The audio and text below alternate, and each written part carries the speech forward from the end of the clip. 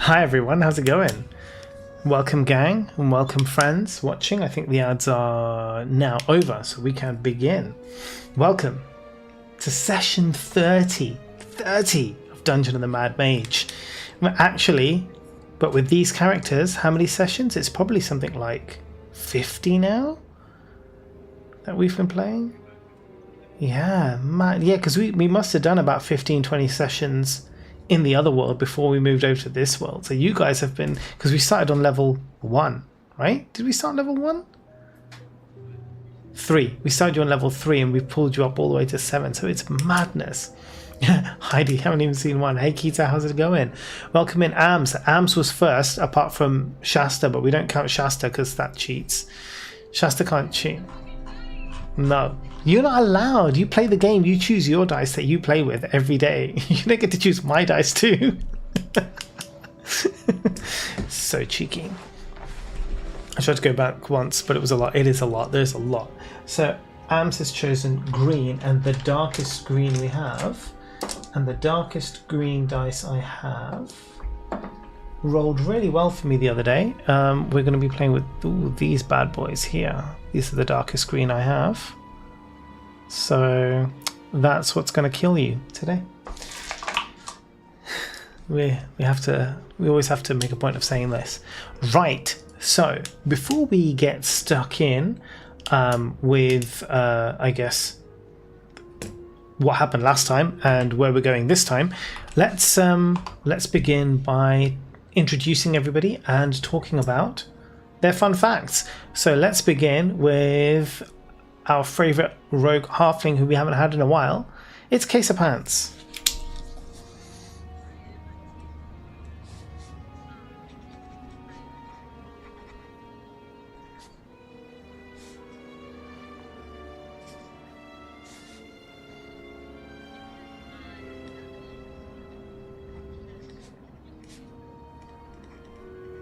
Nice.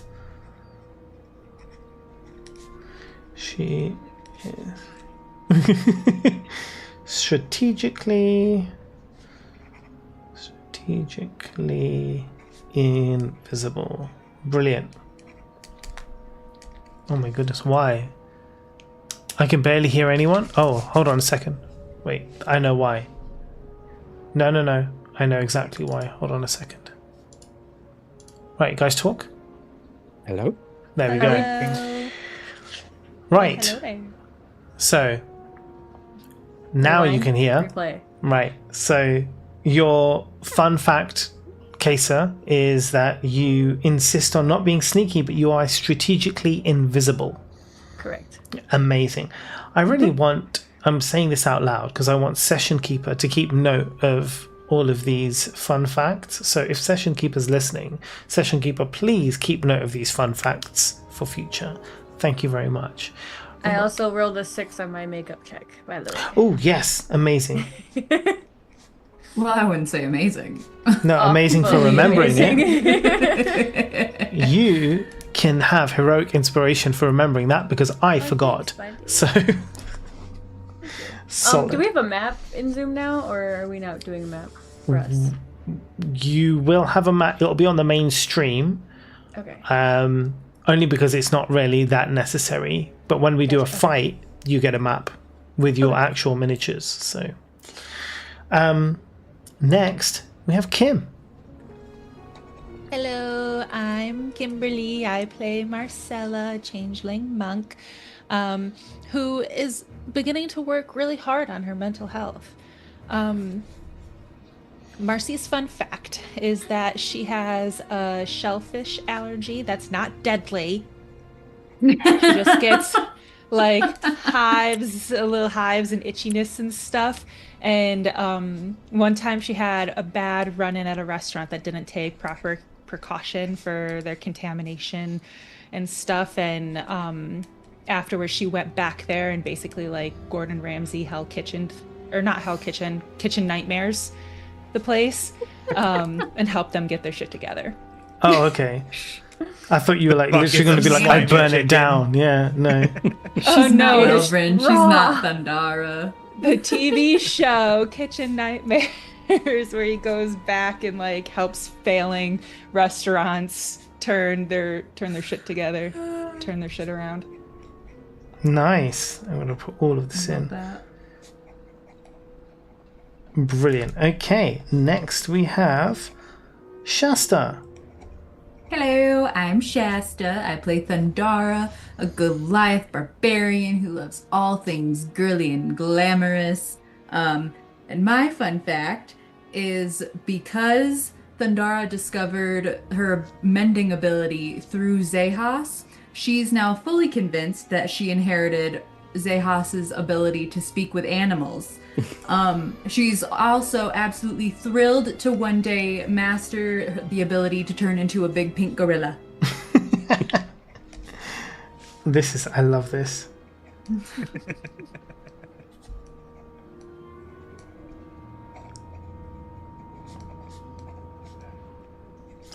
I'm writing this all by hand.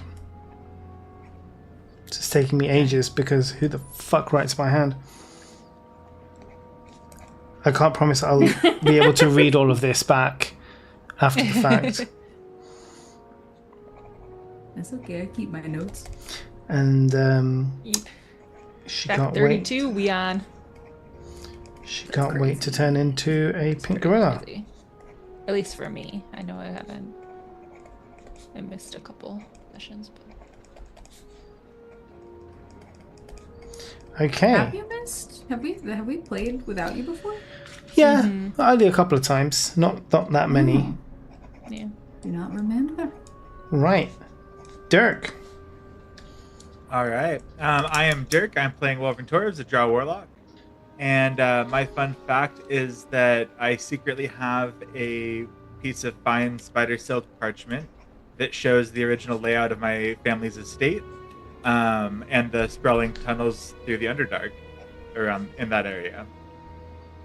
I love that it's spider silk as well. It's so good. Good touch. So Wolverine is from money. Yes. I'm not surprised.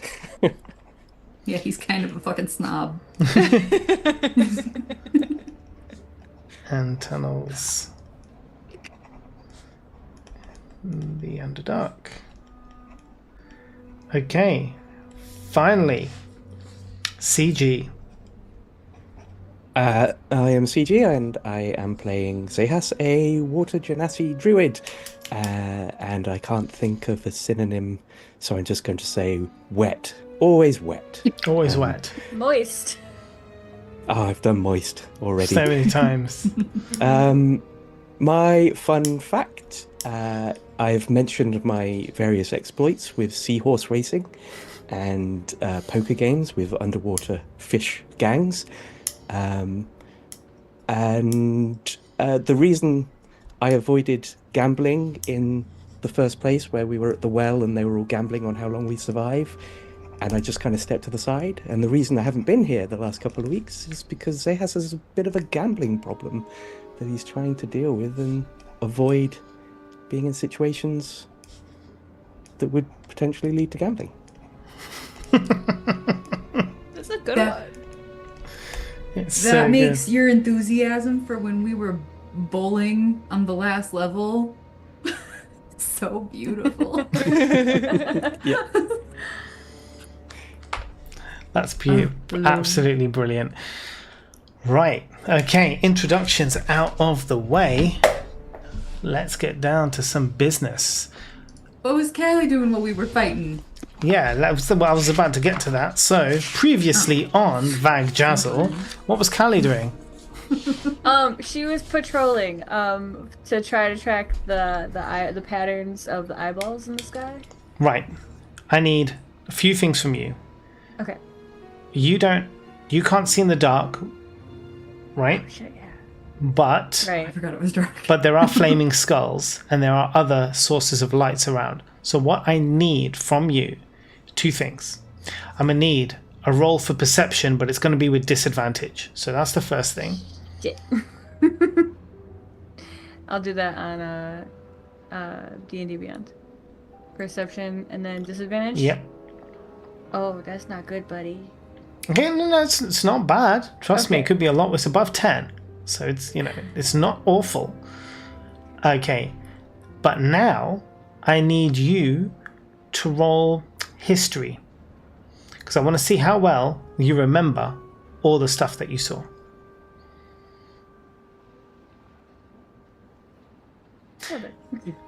You are convinced you know the routes that the eyeballs are taking, and you will behave to the party as if you know exactly the routes that the eyeballs take.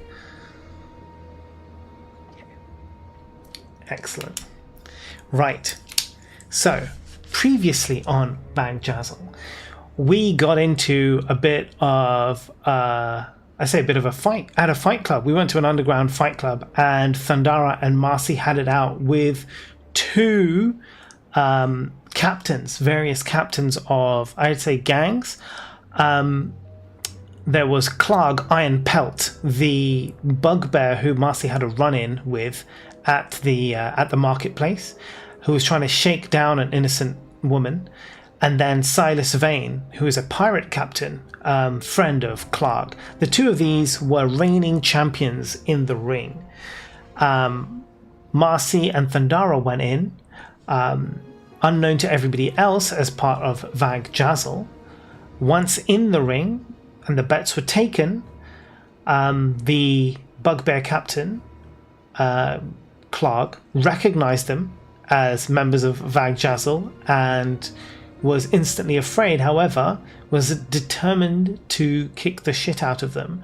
And so they went at it. And it was a beautiful fight because it ended in the death of both of those people at Thundara's hands, and arguably, technically, also at Marcy's literal hand, as Thundara repeatedly pulled the face of the pirate captain into Marcy's fist over and over again until he dropped dead. Blood and gore. It was a rehearsed move. It was a rehearsed move. But this was at a time when Marcy was having some existential crisis regarding killing people after her accidental or brutal killing of poor Jareth, who just a kid, and she killed him in one hit right across the neck, cracked it, broke him, he's crumpled onto the floor. Since then, Marcy's been having some trouble, I guess, coming to terms with killing people. However, after this killing, she went into a catatonic state, unable to really speak much at all, just repeating some random phrases that she's hearing.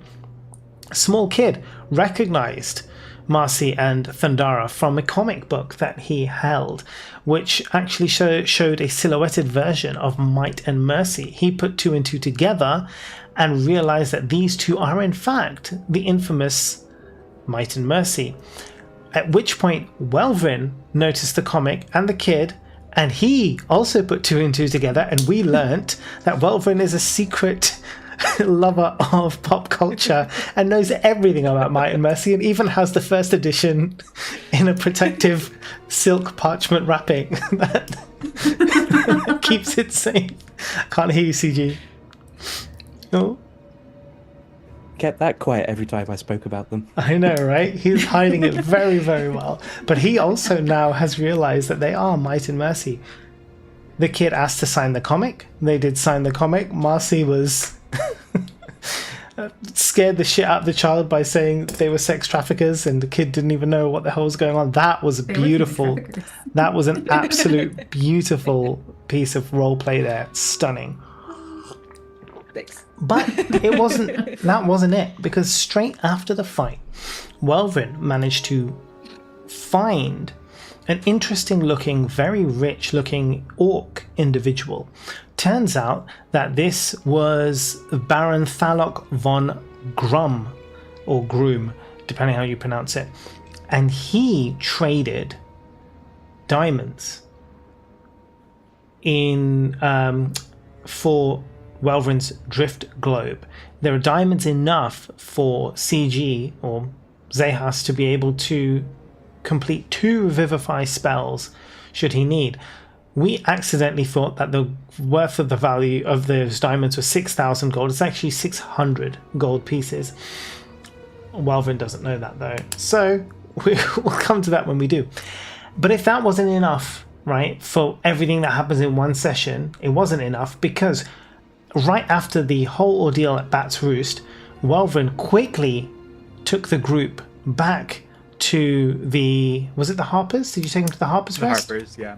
Found a room at the Harpers Rest where Welvin and Marcy had the most amazing roleplay one-on-one that I think we've witnessed in this entire campaign to date. It was absolutely beautiful, where Welvin was basically a therapist for a session and spoke to Marcy and snapped Marcy out of her catatonic state, as well as allowing her to deal with dealing out death. And going forward now, Marcy is no longer in this kind of vow of not killing people, but instead she's more determined to serve her goddess in the best way possible. So that was amazing work done by Welvin. Following that, you guys decided to go back down to the lower floor. So we know there's 3 layers of this Skullport city that you guys are in. You are on the middle layer. You've decided to go back down to the ground floor and explore the areas which you haven't yet explored. You came across one shop that was closed, called, I think it was the Sea Chest or something similar.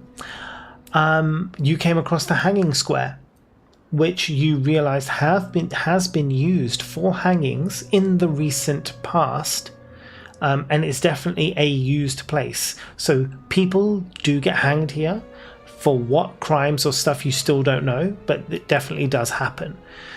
And from there you were exploring on further. So as you guys are walking around, I will say you've explored the Hanging Square. Do you remember where you guys were going next? The 3 of you who were here last time? We were heading north. You were heading north after the Hanging Square to see what was above you, right? Yeah. And I believe, I'll just pull it up here, but I think I'll double check where I'm at. And I specifically wanted to go where there was people so we could ask them. Yep. So I don't think it was north, I think it was further west, because you've been up to the north. That was the Hanging Square. Oh. The area that you were in, sorry, was the whole area. So if you want to go to where people are, your next step is, yes, it's actually on the way west. It is the distillery, and we will begin you there, just outside the entrance to the distillery. Is Twitch freezing? Apparently there's some freezing on Twitch. I don't know what's going on. You might need to refresh, guys. At this point, you see Zehas and Callie come up to join you. I'm going to go pick up my pen off the floor, and you guys can reintroduce. I excitedly start telling Zehas all about the fight in all the gory detail, and then very quickly realize that Marcy is standing right next to me, and then I lean in closer to Zehas and whisper the gory detail.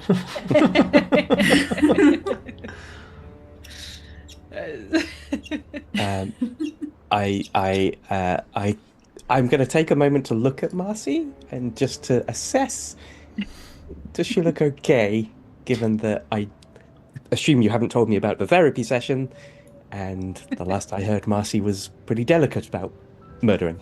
So I won't get Marcy to roll anything, but you can roll an insight just to see if you can ascertain if she's all right or not.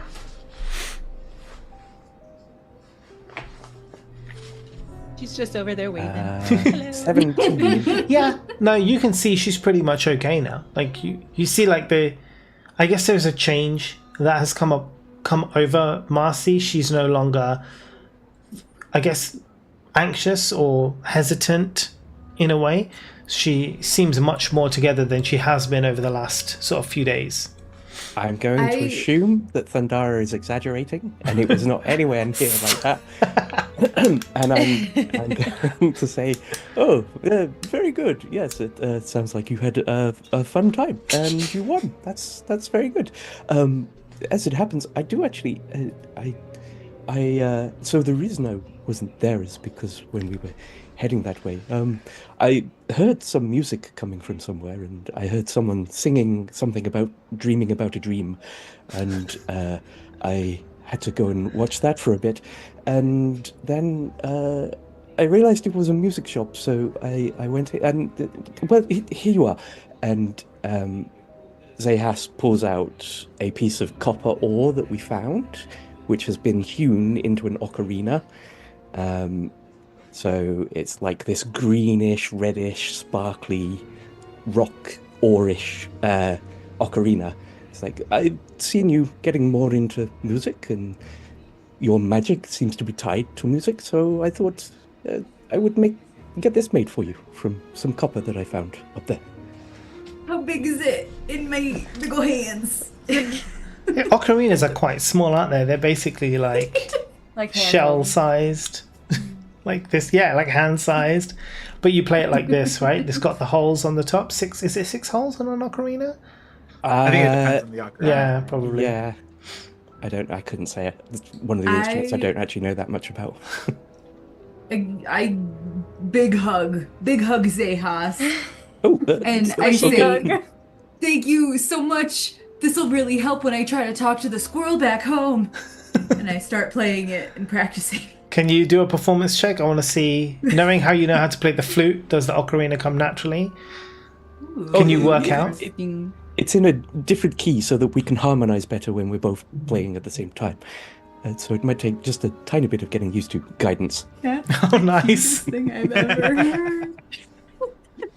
It's a 2. I got a 2. Wait, a performance, hang on. What's a guidance? What does guidance do again? Is it 1d4. plus- Oh, 1d4. Where's your boy? It's still going to be awful. Listen. I'm excited for this.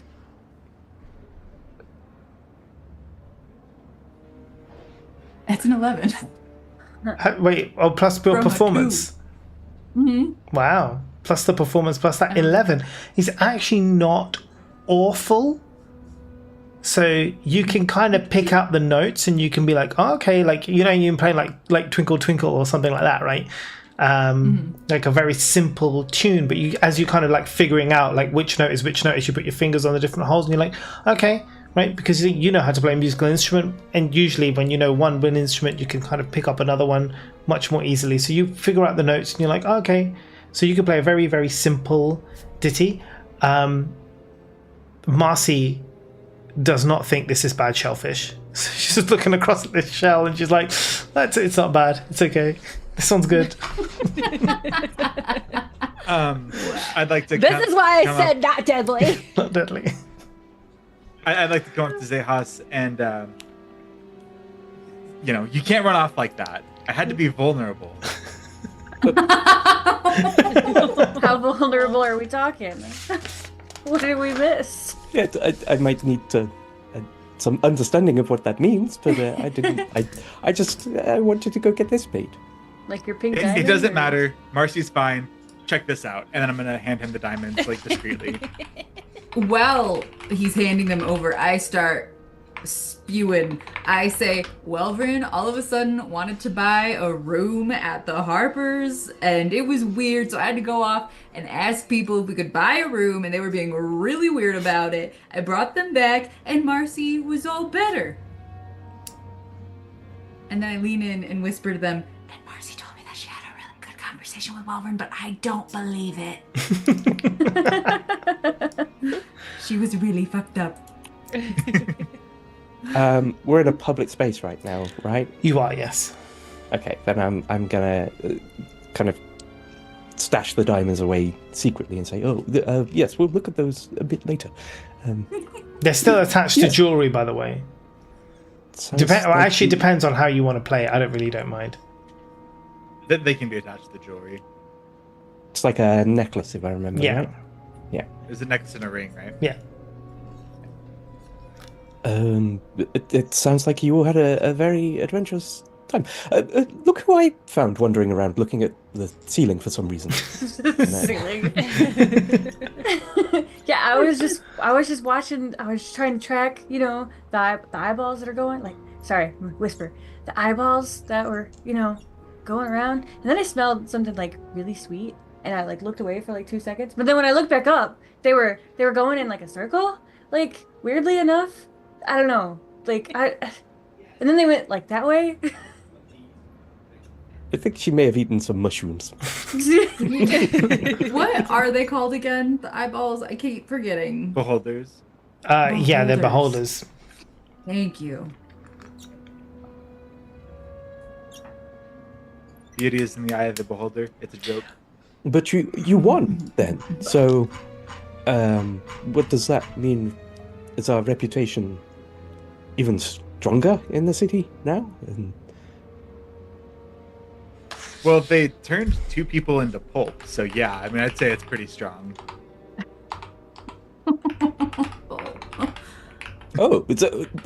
So Thundara was not exaggerating.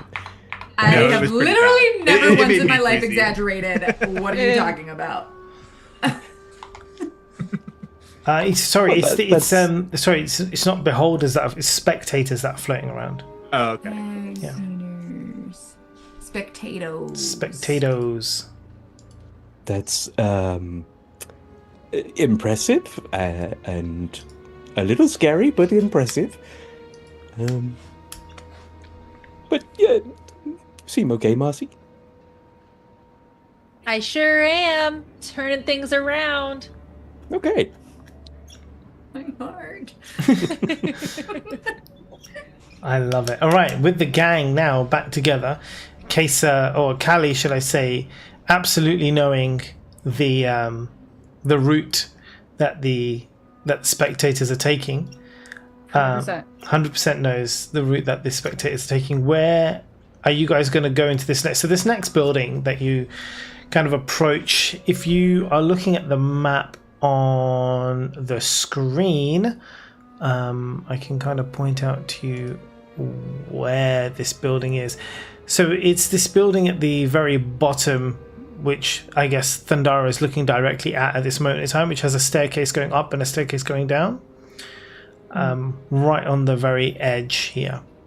This building has a sign outside. It's a 3-story building, so it goes from this floor and it goes up to the next 2 floors. You actually saw this building from above, but it cannot be entered from above. This is the distillery that you saw, and it was very obvious because you could see that the smoke that was coming up from the very top. It is open. It is a working distillery. They are making stuff here. Now from downstairs, you can see that the sign, it says, I think it's Gyud's Distillery, pronounce it Gyudd is the guy's name. So you could say Gyud or Gyud, I don't know, depends. What do you guys prefer? Gyud. Let's call it Gyud's Distillery. Gyud Distillery. Gyud is the dwarf that works at the distillery. Gyud, I like him. And that's What about second breakfast? yeah. And that shall be his name. So yeah, and this is open, right? So you can see not only is it open, you can actually see that at the bottom there is the normal door that goes into this distillery. There is also a side door which is much larger, and from that door you can actually see that there are some dwarves loading crates onto I guess hand carts and wagons that are then going across to other parts of the city. Can you roll? And these are normal dwarves. Yeah, can you roll perception? Yeah, these are all normal dwarves, these ones. Can you just roll perceptions for me? Anyone who's around. Anyone who wants to look can look. 15. 15. 12. 12. 19. Yep. 10. 10. I got 13. So, Zehas and Welvin, you notice as these guys are loading the crates onto these onto the wagons and the hand carts, there are, I guess, labels on these wooden crates, and you can see that the names of them and even the symbols that that go with them. They're different on each crate, and one of them is Goat's Head Ale, which you recognize from one of the bars that you were at. One of them is Wormwiz, which is another alcoholic drink that you recognize from the inn that you were at before. And there is also an Amberjack as well, another drink called Amberjack. These 3 drinks on these various crates seem to be all that's coming out of this distillery. You don't distill ale. That's what's in the distillery. I can't tell you more than that. I guess he distills some stuff and then just has other stuff. That's Brews the brewing rest. away. Yeah, just brewing the rest. So is it all just the same stuff with different labels? No, there's 3 distinct things, but that's what I mean. Like, there are 3 things, but these are the 3 things, and you've seen them around Skullport in the other places that you've been. Does it look like a lot of heavy lifting and manual labor? Like, do they look tired or anything? No, they look all right. They're pretty sturdy dwarves, and this is kind of like their job, but I guess it's like just the normal load. There's not very many places to get a drink around Skullport. I think you've visited pretty much all of them. I want to go down there. I want to go over there. Yeah, do you want to go itching- to the main entrance, or itching do you for want to a go see beer. the guys at the back on the The side? guys at the back. Okay, right. So you're heading over there, and these dwarves are kind of, finishing up their job, loading up this last, I guess, hand cart. You've got a single crate of Amberjack on it. And you approach. What do you say? I want to. How do I want to say it? I guess I want to say these are pretty beefy boxes. You guys need a hand. As you just see the dwarf as he loads the last one up onto the cart, and he kind of wipes his hands. We're all right, love. Looking for a drink, are you? We're friends. We're friends. Sorry. What was the last part? Were you looking for a drink? This is the wrong place. I was looking for What? work. For work? Well, Yeah. well, you probably want to go inside and speak to Gyud. He's the boss around here. We're just I'm sorry. What? Help us. Who? Gyud. Gyud is his Yeah, name. what- Gyud. Grr. Gyud. Some people call him Gyud. God. I'm gonna call him Gary. Thanks so much. Haven't we already had a Gary? Do you Don't we like- need something else? We're gonna get confused with Gary. all these different people. We'll need a different name. Gary, it is. Gary. Do you like working here? Yeah, I mean it's a good job. It's easy enough. How's the pay? Reasonable for Skullport standards. Okay. How often do you guys get? Are you here every day? When's Yeah. lunch? Every day, morning and night. Morning and night. Morning, and then night.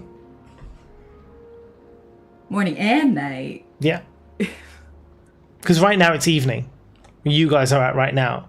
So they would be there in the morning for the first shipment out, and then the evening for the evening shipments. So how long is your break?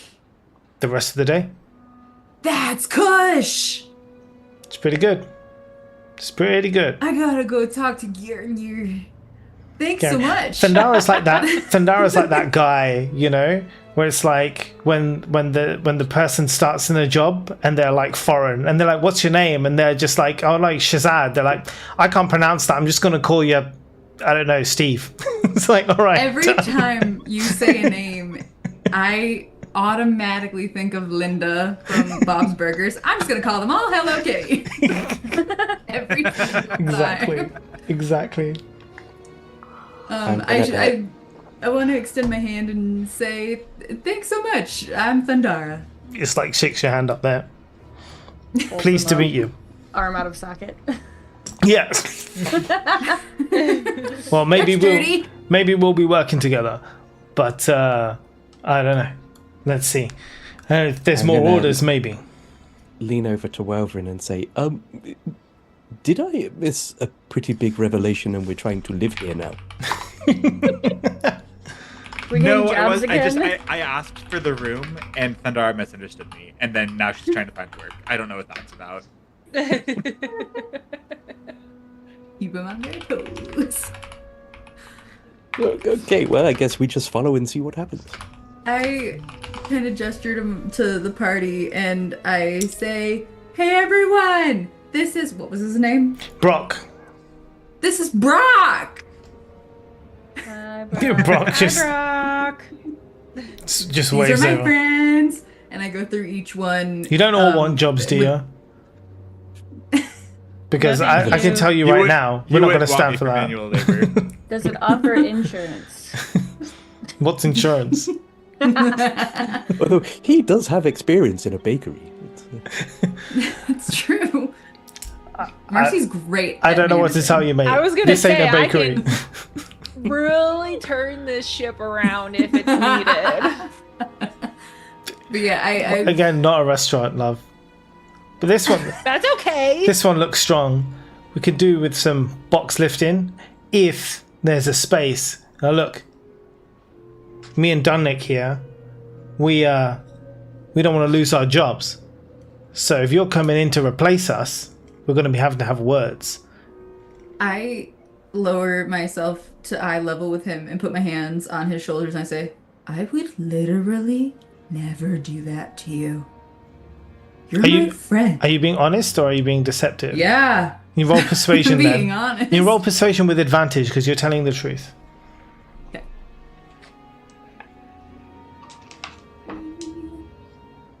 Persuasion. 16. Yep. Brock is like, good. It's nice to finally meet someone honest down here. I pat him real hard on the back. I say, "Thanks for saying I look strong. I am." I believe he pat him on the back and he literally is like moving forward. It's like, it's like, but be careful. Word of advice. I appreciate your honesty, but it's not going to get you far down here in Skullport. I can tell you're new. Sometimes you might want to try just not showing all your cards. Lie every now and then. People will take advantage of that niceness. I say, "No worries. I don't own any cards." And Oh, he pulls out a pack of playing cards. Here's a spare set just for you, and gives it you. thanks! So he has And I pat him on the the pack of back. cards and cocks an eyebrow slightly with the diamond in his pocket. So you just see like he just has his eyes like turn into like dice or like money symbols. We can put that in my party pack. Have another game to play. Oh my god, I love this. I love this. And we think don't need to do any bad things with the cards. We can play Go Fish. Doesn't, you know. I lean into Brock and I say, "She's not always this wet of a washcloth. I promise she's really fun." I believe you. We're friends. I believe you. What? I want to go find Good. Good. Okay. So I'll just say to Marcy as Welvin wanders off. I don't know much about poker, but maybe we could try playing poker sometime.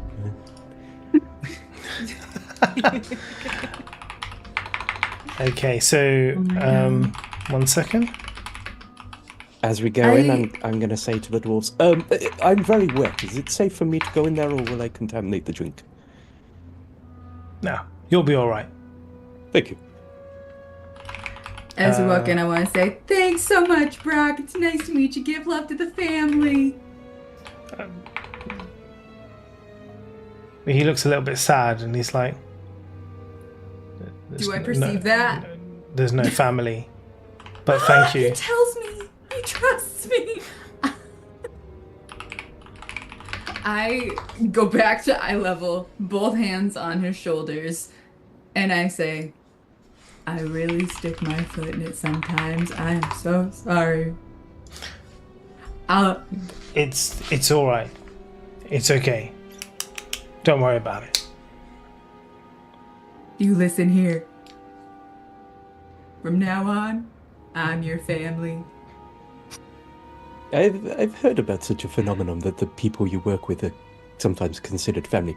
It sounds like nonsense to me, but I mean, he Okay, kind of, ouch. yeah, like Brock kind of looks behind and he's like looking at Wilder and he's like, we don't work together yet. Well, Yet. I pat him on the back again, and I excitedly go show Marcy all the playing cards and walk away. I walk with her as she's showing me. Amazing. It's so Okay, sweet. so you guys are going to go in and see Brock. you I also go to love one that we to- have. Not Brock. Good. Good. I love that we have a gambling addict, an alcoholic. Like now we just need like a drug addict, a porn addict. We could really cover all the Well-rounded. bases and have a solid little AA meeting going on For everything. Just for like everything. everything's anonymous. It's not just AA. It's just A. Yeah. Yeah. Okay, so you go into you go taking the main door into the distillery. As you do, obviously, when you walk in, the smell, I guess, of alcohol, of in this case, what's this? Amberjack. It's going to be apple, hops, and fermentation. Basically fill your nostrils. You can see various bottles of the different things being sold, or at least as in wholesale sold, on the walls. And there is a counter in front of you. Behind that counter, you see a dwarf, and behind him then there is a door that goes out into the main distillery. So this is just like an entrance area. The dwarf is, I would say, not old, but certainly kind of like pushing past middle-aged looks, but dwarves live for very, very long. So you can only kind of guesstimate as to how old that might be. But definitely not a young dwarf and not an ancient dwarf. He is definitely sturdy, being dwarf, so he's got that kind of dwarf sturdiness about him, of his structure and everything. But in his looks, he's got this kind of old, kind of tattered apron that you see has been like burnt in a few places. It's clearly been well used. What's interesting is like he has, his kind of his beard is stained with the I guess various alcohol substances. You can see like but not from drinking it, right? But from like mixing and like things. But he has these kind of almost like glasses. Yeah, pretty much like glasses on his nose as he's kind of pushed up. You get the impression that this dwarf it's a more intelligence than strength, right? This guy is like he knows his stuff as to what he's making here. It's probably a reason why he's here, not like loading up the carts and stuff, but kind of managing and running the place. So he kind of sees you walk in and interestingly observes you for a second before speaking. Oh, welcome. Come on in. You can make your, well, I guess I say selves at home. There's probably a chair for 5 of you. Name's Good. I run this place. So you're looking to buy any wholesale alcoholic beverages today? Do we know about Callie's problems? Callie, have you told the others that you're an alcoholic? I don't think so, but she tends to overdo it when there is alcohol, and I feel like for the last bit that she's been gone, maybe she's trying to not. but like she's like her mouth is so dry and she just wants another drop of alcohol. So let's. You know. So in that case, can you roll a Constitution saving throw for me?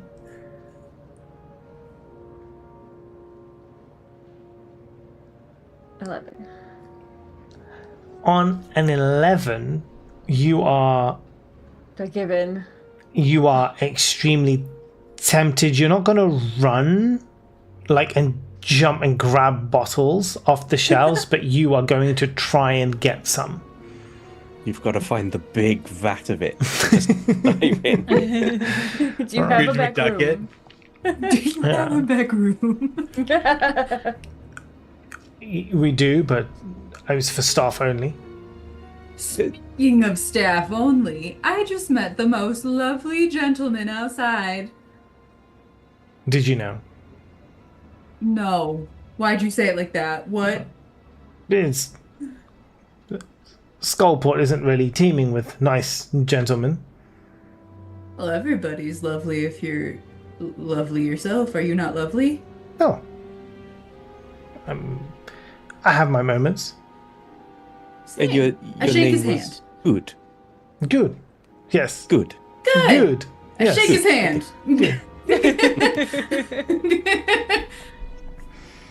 I ask if there's any positions part-time available.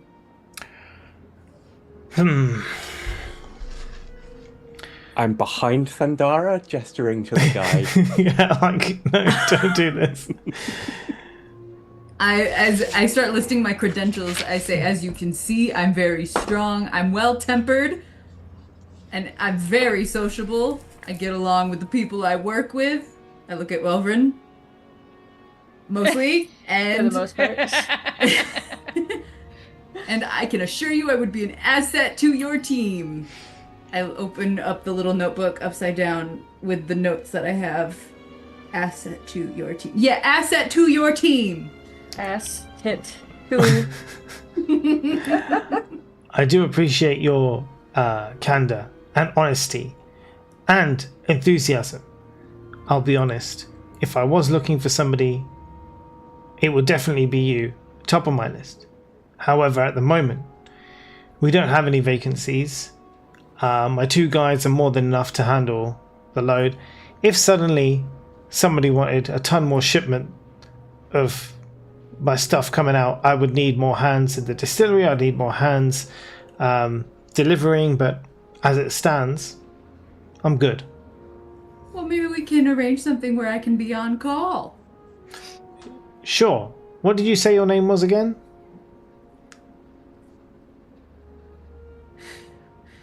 Why'd you say it like that? Thandara Stoneheart. He writes it down, Thandara Stone. And where might I be able to reach you, Miss Stoneheart? I look at the party. Where am I here? Ask around for Vagjazzle. You'll find us. Will do. And he writes down Vagjazzle. On a 3, has absolutely no idea who the fuck you are, but writes it down. Is there So- is there any possible way I could get one of those vials there? Just one. Is anybody Hold on. perceptive? He's just gonna roll an insight on you, Callie. 1 second. I just want to taste it. Just need a little taste. just a little taste. You weren't in the bars with us. I'll happily buy you one of those. Now, please. normally we don't. I don't sell what's in here just off the shelf. You have to go buy it from a licensed venue. However, I can't sell it. But seeing as you're very nice people, how about this? And he goes under the shelf and he pulls out a bottle of Amberjack. He's got a gun! He pulls out a bottle of Amberjack and he puts down 5 cups and pours into each of the cups from the bottle. Closes the bottle back, You. chucks it underneath the table, passes the 5 cups out, and then he's like, thinks for a second, uncorks a bowl, and to your health, and he downs the rest of the bottle in one go. I'm going to drink mine, and I'm going to say, it might actually be an interesting idea to bring people in to pay for like a tour of the facilities where they get to try the drinks as they're going around. Perhaps. You want roll persuasion with advantage. That's a really good idea. Yeah. I'm gonna pass my That's an original my idea, cup off too. to somebody else. Me. Callie just snatches it off your hand when you're not drinking. I want to be swirling mine like a little lady. Yeah. Very fancy with my pinky, sip and spit style. I just take a little sip and I'm like, yum. I'll take it if you don't want it, And- Marcy. I'll take it off your hands if you don't want it. I'm sipping. Okay. No pressure. But I'm not gonna. I don't say this out loud, but I'm trying to be like cool, I guess, in a way. Like I'm drinking it, Mm-hmm. but I'm not gonna end up finishing it at all. But it's not really. I just like put both of them, like tap the bottom of the glass on the thing, just go. Yeah, is it good? Is it tasty or is it Oh, shit? it's good, all right. It is. Oh, It is actually. It is good. It is sweet. This is an apple-based drink. It kind. I guess. So it's kind of like a mead. It's not a cider, right? It's kind of like a mead, but it's like honey and apple, but they don't have honey down here, so it's predominantly apple, and that's kind of like how they've got, and it's thicker the way that they've made it. But yeah, so you see that color. It's like like a golden color. No, it's not thick like that. But you see, it's like a goldenish color. But it has a sweetness to it, and it's not bad. Definitely not bad. Does. It sure isn't. Did Zehas succeed? I rolled a natural 20. On what? Oh yeah, on your persuasion. That's not a bad idea, Tour. Yeah. We can call it the good tour. And people can come in. Yeah. Good. Yeah, the good tour. Good. We would be happy to be your first tour. I'm very curious as to how you make goat's head ale and mead in a distillery. The name And how you get of apples as well. The name of the distillery has been set here from many years ago. My father used to distill drinks, and so we kept the name the distillery. But yes, we've had to broaden our horizons. The, shall we say, imports into Skullport are very minimal, especially those of the alcoholic kind. So everything you see in Skullport is made here. This is the only place, and so we've had to expand operations.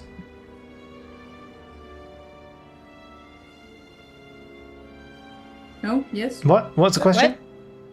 Has it always been like that? Or were the ports, did it used to be more open? Many years ago, there was more free traffic around the place, and at this point he lowers his voice and he looks out of the window, and you can see that one of the spectators just floating past. Ever since. Where's it going, Callie? Yeah, Callie, where's it going? Up. Yeah. What's going on? Ever since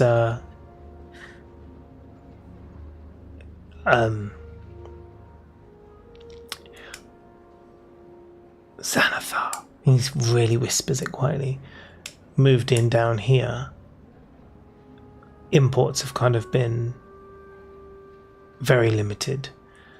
I can only get my apples because of how much I pay in protection, which opens up some options to me to get a few things in through the water. But standard, it is very expensive to be able to import anything now, and he controls pretty much everything that comes in and out of Skullport.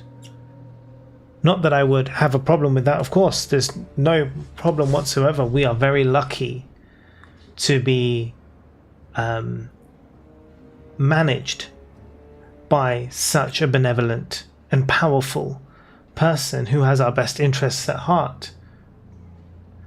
And yes, Can I do an insight? it's great for business. I'm the only one available, so it's perfect for me. Do they have ears too? Eyeballs. We're inside a building, so every time he looks up, and I'm just like, Yeah, he's looking out the windows, like from the corners of his different windows. But yes, you can look we up. have we have at least 5 more minutes until it comes back. Yes. As Callie says that, you see another one just swift right by. Does she see it? No. I'm like turned around, not facing the window. you guys roll perception for me to see if you see it?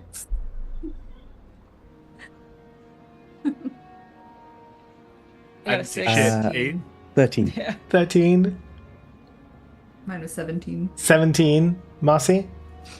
A 6. Yeah, Thundara, you see a spectator float by. You catch the shadow on the floor as it passes. You look outside and you see it float by right after Callie says, oh, another one will be in 5 minutes. Do with that what you want. No one else sees it. I think I'm gonna take this exactly how I take Snickle being good at art. And be like, yeah, and pat her head. Good job. So I'm like, Okay. But Yeah. did I register the snark in his tone towards Xanathar, or the untruth or whatever? I would say it was not. It was very obvious. How he said it to you. It was very clear. He wasn't trying to, I guess, hide his thoughts and feelings. That's why he did lower his voice when he mentioned Xanathar, and then raised his voice again, praising Xanathar. So it's, I would say it wasn't, it's almost like he's trying to tell you that, it's not good. He doesn't like it. So if you had, say, grains or whatever, you might be able to reopen the distillery. If I could get more things, yeah, we'd definitely be able to make more. Like I said, I've had to expand operations because we're the only facility available here to make any form of alcohol, and people don't just want one thing. So we've had to expand to make more things. Like I say, it's good for my business. I have a monopoly here on all beverages.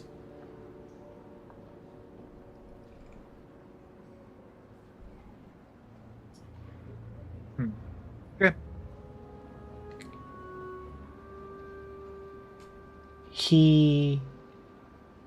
When he says that last thing, although it logically makes sense that it is good for business, that he's the only one he can charge what he wants, you could see that he doesn't appear very happy about it. Did you have any surface business when the ports were open? Surface? Well, I haven't been up there for a long time. No, I took this distillery over from my father, who worked here for a very long time. We've been in Skullport for, well, I mean, for me, as long as I've known.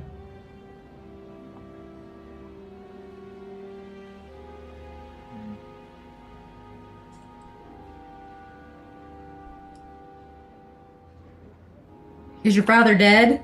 Oh, yes. He passed Just checking. many years ago. Do you have any family? Well, you know what they say. The people you work with are like family. I start crying. I say, take Brock out for lunch and have a good, long talk. Oh, And maybe include the other one just because. the other one whose name you don't remember. Very. The other one, Dunnick. Yeah. Dernick. I don't Yeah. know. Yeah. So, we just came through the hanging square. What were the last round of hangings for? And There, so it was a few days ago now. A couple of goblins were caught. I say a couple of goblin upstarts. They didn't like the way Xanathar's running things, so they were caught attempting to break into one of the places under his protection. I've never seen anyone get hung for trying to break into a shop before, but there you have it. He's for some reason came down really hard on these guys. And how often would you say the hanging square gets utilized?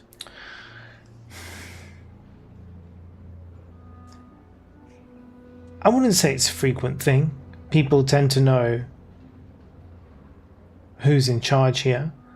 They don't want to cause too much trouble. It's often people like yourselves who might find their way over here by one way or another, don't know the rules, don't know who's running the show, and run their mouths and find themselves, caught out, as it were. But it's not very often. See Callie in the background, like 5, 4. Everybody down. I ground. There's nothing out there. I thought I got it that time. So having just seen Thandara crying about the mention of the people you work with being family and then ducking and covering, I'm going to think that Thandara cannot handle drink. You've literally seen me do a drinking game. That's true. Fluke. Oh, we're gonna have to prove this. Retcon, baby. Or I'll lean over to Welvin and I'll say, did Thandara have a few before this? I'm not sure. I don't think so. I mean, she was just in a fight. At a bar. They may have knocked Not a something bar? loose. We were at the fight club. The fight club. Does she look like she needs healing? I think you were right, aren't you, No, we Thandara? took a short rest. Yeah, we took Yeah, a short okay. rest. She's all good. I'm Peachy Keen. I'm in top condition. I can hold my alcohol. Go ahead. To Zehas, I think we need to maybe meet with Xanathar, find a way to get his attention. Not too much attention, but Yes, not the wrong kind of attention, it would seem. correct. But we've You- kind of made a splash, and I think that we ought to use that to our advantage. Good. Good. Good. Good. Good. Surely. You say you pay protection money to them. How would we go about getting some sort of audience? Oh, Would you happen to know? If you don't happen to know, then that's fine. We can figure out some other way, but... we only know Xanathar through the people that work for him. Nobody sees Xanathar. He doesn't come out. He doesn't look at people. He doesn't talk to people. I mean, he's probably miles away from here, I'm guessing. Yeah. I want to lean into Marcy and say, I'm beginning to think this guy's not real. I want to lean into Welverin and say, what if Xanathar doesn't actually exist? I have an idea. He's like Santa Claus. Kimberly was 100% thinking that Thundara was leaning in and saying the guy in front of us wasn't real. Xanathar. This guy's crazy. So, yeah, okay. I would like to step outside and maybe have a conversation Oh, Well, with all of us or with with everybody. Yeah. I want to ask the dude a couple more questions. Yeah, go for it. Question before we go. Can you show me, like, walk me through the process of how your shipments come in and out of Skullport? Oh, nothing goes out of Skull. These are all just. I only ship to the local establishments. So what do you do with the empty boxes? Reuse them. Backsport. Yeah, box. Why are you looking for some Yeah. boxes? And how do you get the apples? That is one of the things I do manage to get imported for the fee that I pay. Are they coming in on boats? Yes. They come in from See, that's Waterdeep. what I'm by interested boat. in. Do you know where they come from, perhaps? I don't know where they come from. However, all shipments that come in from boat are taken to Skull Island. From Skull Island, everything is checked. Ah, yes, we've heard of Skull Island. Yes. Registered. All the boxes are checked for anything that's contraband, for example. Once How everyone's happy, thoroughly? they get sent through very thoroughly. Xanathar's people don't take any chances.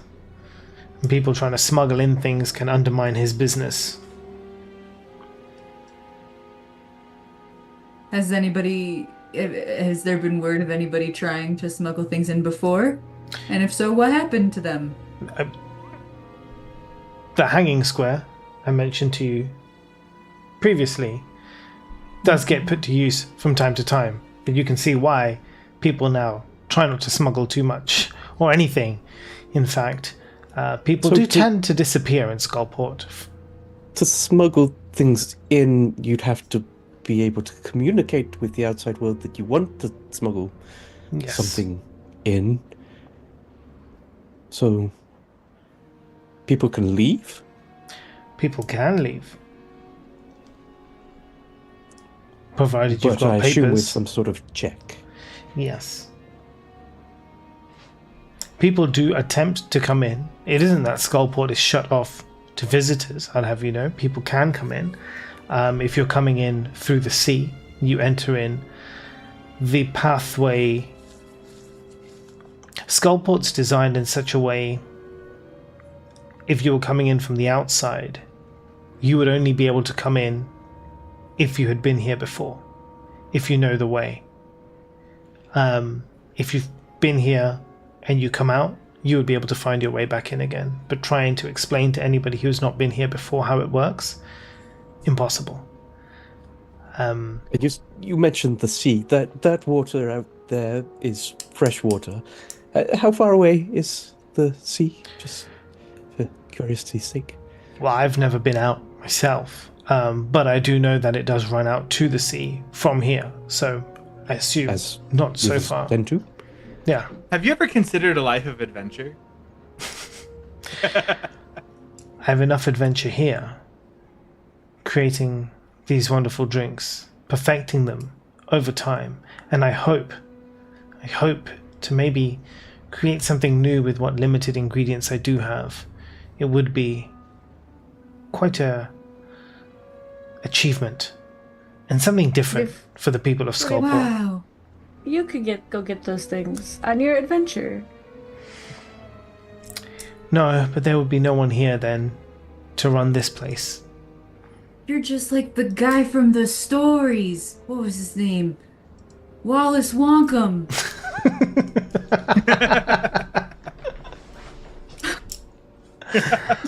I don't believe I'm familiar with that particular Oh, story. it's a great story. And I tell him The almost whole- word for word the whole story. The whole story. Oh my We're here God. for a minute. Yeah. Gumper Wumpers. That just sounds made up. Yeah. Is this Okay, a has. is this a true story or just a fictional tale? Yes, of course it's real. It's not real. It's like Might and Mercy. It's just a tale made up. I start crying. I'm going to walk out Yeah, it's immediately. made up.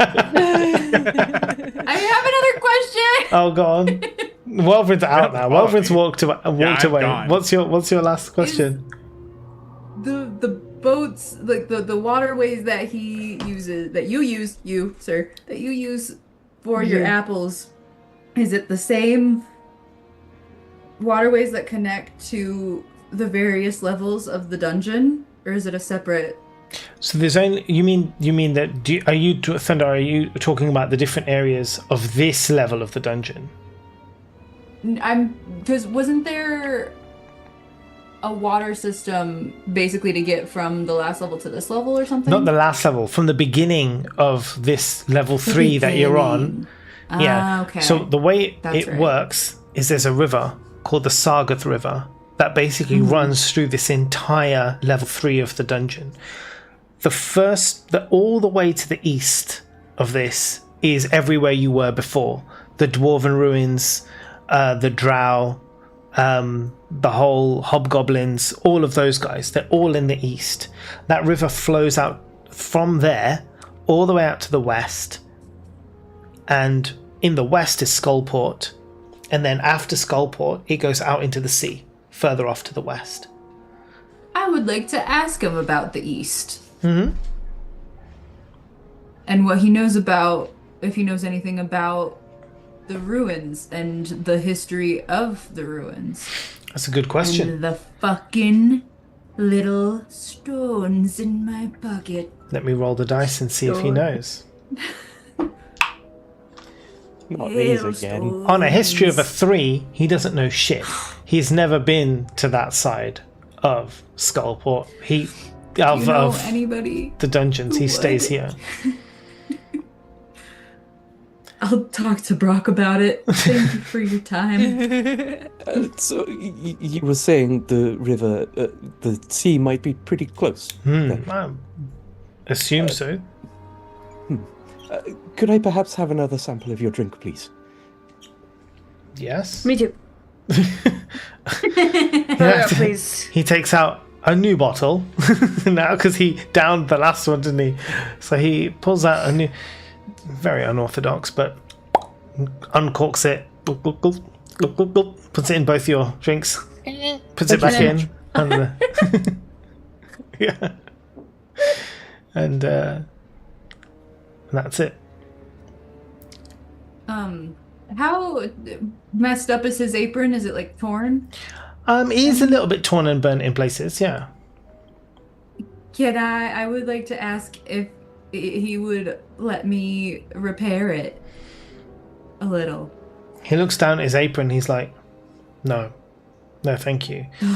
It's my father's apron, and each one of these, I cry. each one of these stains, each one of these tears is either a failure or a breakthrough in a drink he or I created, and I love to keep those memories as they are. Can I just like pat Thundara's hand, just grab it and just pat it? It's okay, buddy. It's okay. I It's go like to tiny, lean on her tiny shoulder half and then fingers fall a like little. holding up. Yeah. It's okay, buddy. It's okay. And I'll put my hand on his shoulder and I'll say, honorable. And I'll, Thank you.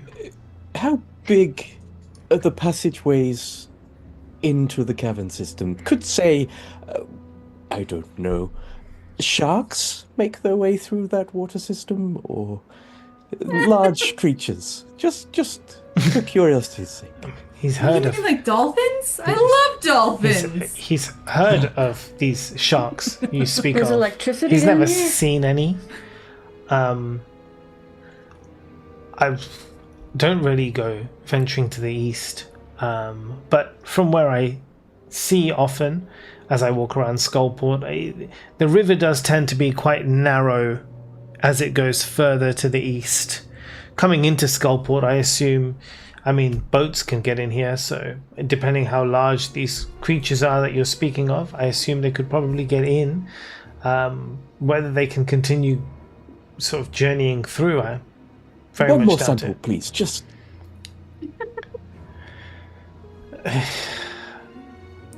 This is the last one. I do have a business to run here after all. I just whack a gold on the table. Fine, he takes the gold and he will pour you the drink and leave you the bottle. Thank you. Zayas just taking it all. I'll pour some for Callie as I see the glass. Thanks, buddy.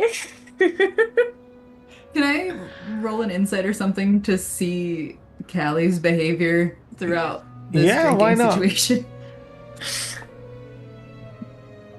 That is a 16. 16. And Callie, are you trying Plus to 4. hide your alcoholism in any way? Not after 4 shots. No. So yes, on a 16, you can see that Just like, she's definitely displaying like the behavior of someone who is, pretty desperate for whether they're desperate for a drink because of the situation or if it's habitual. You can't tell, but you know that she's acting like someone who's like, I fucking need a drink.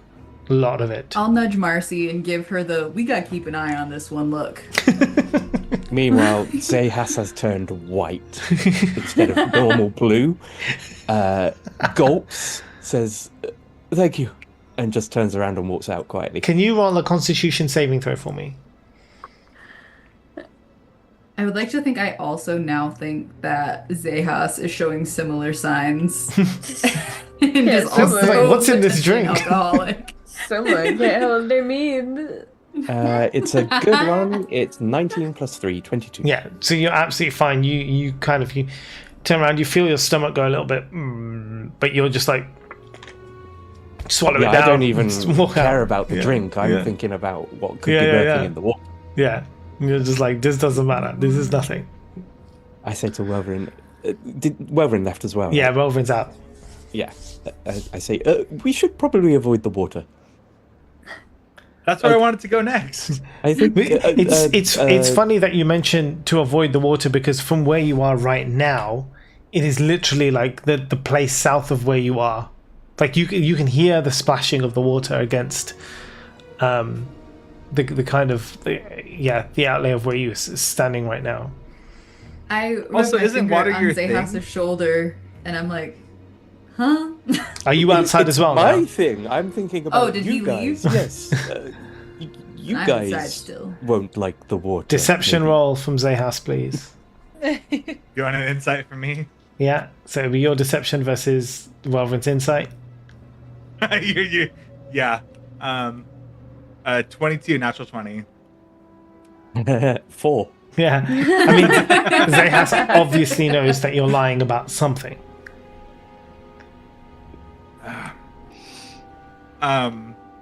Do I need to do an intervention with you too? What's going on? An intervention? No. I'm sure it'll be fine. I'm just gonna quietly have a small panic attack.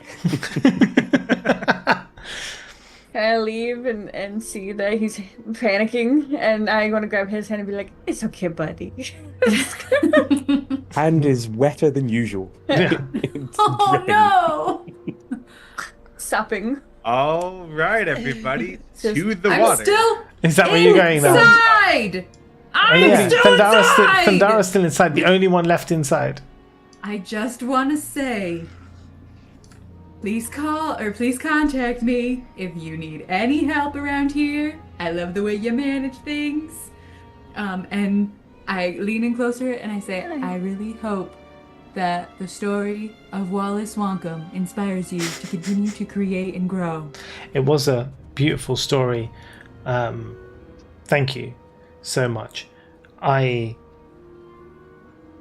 Yes, when I'm looks down at his piece of paper again.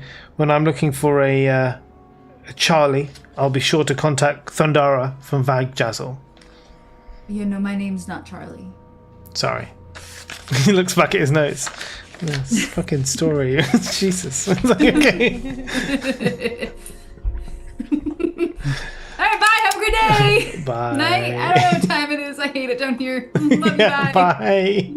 It's because now. Yeah, because you had a short rest and everything else. It's the evening time. Say probably like 7, 8 o'clock. I also would like. Did one gold piece pay for enough or for all of the samples that they had? Yeah.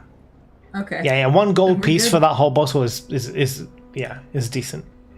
Cool. Now that we're outside, I just want to say that he was worried at first about selling a single bottle because of not having the licensure. And he doesn't sell. He sells wholesale to places and then took money regardless. So not the best management. Okay. Not the best. I lean into Callie and I chuckle. I chuckle at what she said. She was being a little bit of a narc. Is there anybody around, like within earshot? Go ahead and roll a perception check for me. It's dark, but you can 7. see. On a 7, outside here, let me just double check it.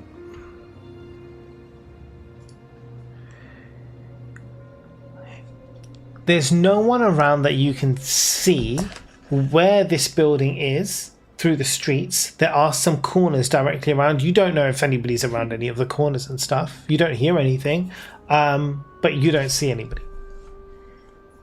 Okay. There was a gentleman that I met at the Bats Roost, and he's on the 3rd floor. I think that he might be able to help us get an audience. Great. I go and talk to Brock. Cool. Well, I mean, he's gone now. No! I His just shift is over. The shift is over. He delivered all this. He's just not going to stand there while you tell the whole bloody story of Willy Wonka. It's not Whole day that cycle. long. It's a children's story. I thought it was real. Shasta knows it's not. Could I do something passively in the background? Yeah, sure. What do you want to do? Knowing that Callie has misjudged the timing of the patrol, can I start paying attention to the patterns and see if I get a grasp on it? You can roll perception with disadvantage because you also can't see in the dark. Oh yeah, I keep forgetting we're in the fucking dark. I know. You only have Marcy with a torch, which is why you're able to see anything at all. Here I Use a am. Live like this. perception. That's a 17. Okay, so on a 17, you are able to see them as they pass, as they come around. But you need to memorize that pattern. So I'm going to ask for an intelligence check. Let me just put on a different necklace real quick. Okay. This is a 12. 12 is not awful. You can see them. You see their shadows as they kind of pass by. And on a 12, you do kind of make a mental note. I would say this probably leans into more of your military training. So, yes, there is intelligence for memory, but it's also more kind of, in some ways, almost kind of like a muscle memory, as you are used to war and looking at like where people are, how often people are moving, trying to make judgments based on these things. I would say with those skills combined, you are able to kind of like work out the patterns of these beholders. Callie wasn't wrong, even misjudged as she was. They are taking a circular path. What you notice is that these spectators, as they are circling the area. You, on a 17, you can't see in the dark. You cannot see above this level. Okay, so you can't see the spectators on the level above or the level above. But at this level at least, you notice that there are a minimum of 7 spectators who are circling around, but they go through the individual streets, past all of the shops. What is interesting that you notice is that there are some shops that they just skip over. Some of the shops that are... obviously there's a lot of derelict buildings, right? And some of the shops they spend a little bit longer kind of past and looking in than other shops, and they go. So there's kind of like, there is a pattern and it's timed, but you see that they spend significantly longer time outside some places than they do outside other places. Can I just kind of make a mental note of where they're skipping and where they're not, and keep that in the back pocket? Yep. Cool. In the background, Zahas is just kind of pacing around, muttering, "There was a portal, we were there for days, there was another portal, and these are all land gangs. There's no way they could possibly know. I'm sure it's fine." Oh no. Poor Zahas. Is that out loud? Like, muttering, really, like, under my breath. Yeah. So you'd have to be stood next to me to hear it. I lean into Marcy and I give her we gotta look out for this one. Okay. We've got to look out for everyone. What now? I think I would like to go to the water before we go to the 3rd floor. Okay, the water isn't far from where you are, because if you look on the map, basically you come out of that distillery, and if you cut left, right in front of you, for down that street about, what is this, 80 or so feet, there is a bridge, and you can hear the water lapping at the shore. There is a bridge over the water, and beyond is Skull Island. There are still a few places around here to the west that you haven't explored, but it is a straight road down to the water. I'm going to stop the group before we get to the water and be like, wait here, I want to see that you're all going to be safe. Yes. And then I'm going to go down to the water. I want to dip a finger in. How salty is it? Right, so from where you are, you can't actually go down to the water. So this city of Skullport, built on these rocks are approximately 60 to 80 feet above the water. There is a bridge. Long finger. Yeah, there is a bridge that goes across to Skull Island, which is also the same. From Skull Island, though, and I mean, you can't see this, Welvin will be able to see this. From Skull Island, though, there is a path that goes down to the harbour, so it has its own little harbour there where boats come in. But you are basically on a cliff right now, right? And that bridge is at the cliff's edge that then goes across body of water into Skull Island. In that case, seeing the height, none of that happens. I don't tell the group to stop, and I just kind of go, "Oh, okay." You're all right. Should we go to So the is it island? safe? Yeah, the water? I guess so. It's all the way down there, right? Amazing. I think he hit his head on something. Let's go. All right. So, are you guys heading over to the bridge to Skull Island? Or are you going to explore more where you are?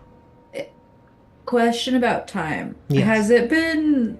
It hasn't been a full however long... There was the thing that Welvin did with the witchy lady for... Yes, the scroll. scroll. Yeah, he needs to pick that up Yeah. tomorrow. So it's still the same day. Okay. Okay. This has been a very long day. It's a very long day. I'm probably tired. Yes, you all are. It's evening time now. Like I said, it's about 8 8 p.m., 9 p.m. You've had a fight. You've done lots of exploring. You were up early. You've done a lot today. Usually when I start doing my skincare, start going to bed. Off we go. But yes, it's up to you. Are you heading down? Yeah, the group. Are you? If this were to turn into some sort of fight, are you all in a position?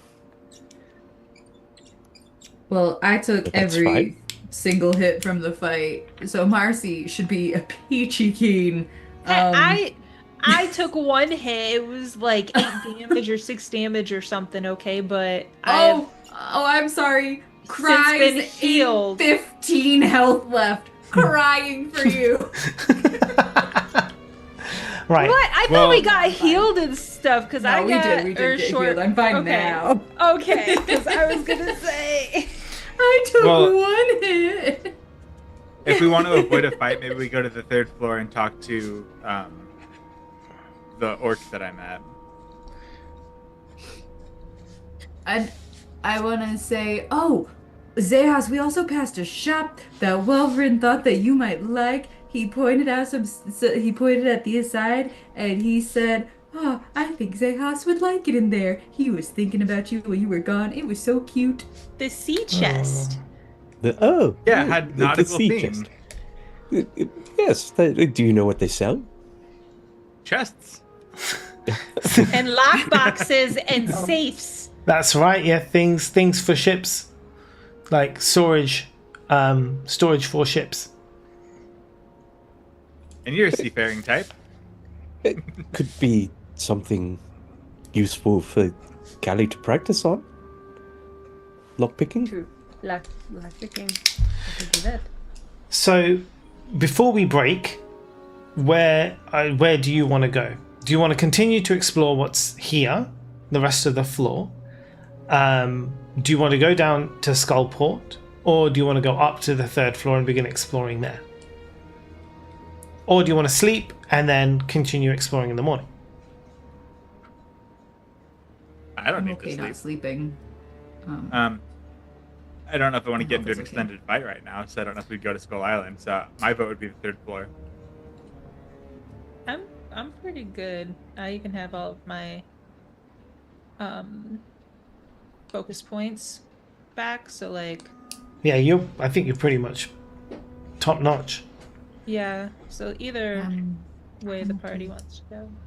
Zehas has absolutely no idea why we just interrogated that brewery guy, and Poor guy. it's just following the group.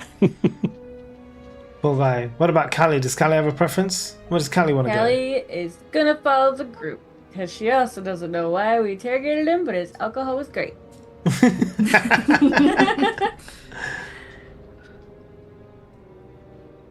Yeah, I'm good with that. So 3rd floor, is that the plan? 3rd floor. Okay, so let's, for the sake of speed, we know where the stairs are. We know how to get to the 3rd floor. So we can take a quick break. We'll be back at... it's 22, almost 22 now. If we can be back at 10:02, is that okay?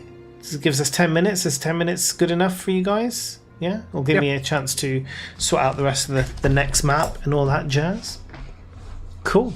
Gotta keep you on your toes. Absolutely. All right. Okay. Brilliant. Let's meet back here in 10 minutes. All right, everyone. We'll take a quick break and we'll be back.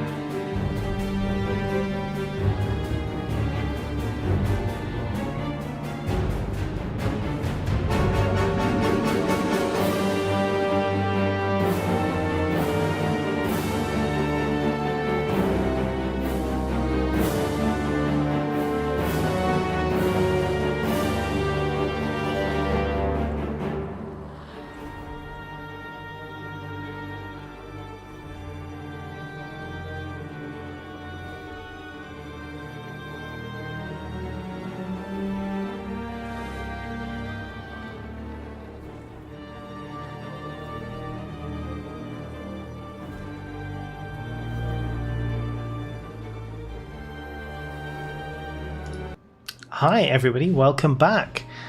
There's a map, but that's not the actual map for you guys. I'm going to give you guys a different map. That's a cute map. It is a cute map, but you It is guys really cute. are having this map instead. That's if you went to the bridge. You didn't go to the bridge, so you don't have that map. You get a different map. Let's go back. Let's go back to the bridge just for the map. Cool.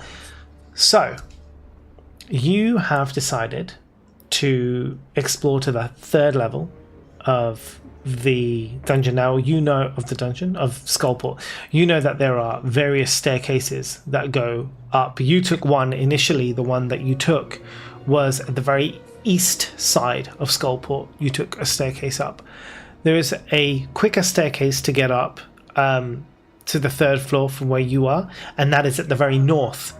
So going past the hanging square, just up there's a staircase, and going up that staircase you can now get to the 3rd floor, and you enter in from the top west side of the higher level, of the upper level. Of this level, you can now see, looking down, you get a much clearer picture of how this Skullport's kind of all set out. You've got your wooden, the rafters between all the different areas and the different buildings that are laid out. But now you can actually see, like right now, if you were to fall off the side of one of these rafters, like you would splat right down on the ground floor. If you didn't, hit any buildings and stuff on the way. That's pretty much like where you would be at. So yeah, you coming in up at the top. What can you see? Let me tell you. So initially, there are pathways going to the south, to the east, and to the west. There is initially one building ahead of you that appears occupied, although it is late, so I'll have to check to see if that's actually open. It's not open. In fact, now I think you'll find that most of any shops, unless they're like bars and stuff, like won't be open at this time of night. There is a shop in front of you. It is called, and I can tell you this because you may want to come back to this, this is called Dumathoin's Jest. Dumathoin spelt Dumathhoin. Dumathoin's Jest. And it is a jeweler, for any lack of any other description. You can see in the window that there are various items or things for sale, not the actual gems in the window, but I guess listings of what's available, or pictures, paintings, I guess would be the best way to describe it, of various things that they offer: gemstones, necklaces, rings, all that kind of stuff. The what? Sorry? I'm just surprised that the place where they only eat rotten fish and salt is a hot commodity, that there's a jeweler. Yep. Surprised me too, but it's right there. Okay. Yeah, they have it. It's not even something I made up. It's already there. Well, Thundara gets excited. Sorry? Does it look like there are diamonds? So you were told by someone, no. Yeah, because in terms of the selling, you see that the gemstones that are available are quite cheap, like lower quality gemstones, but they do an appraisal service. What are the times that they're open? So I think it's like you're looking at like kind of standard shop times, I suppose, if we were to have it here, like 8 till 6 or something like that. Given right now that it's probably about 9 p.m, no, it won't be open. I thought the shops here didn't really abide by normal store hours because it's always dark. But it's always dark. But when it's a one-person shop, they have to sleep sometime. Never. Guess. Didn't know we were in town. Yeah.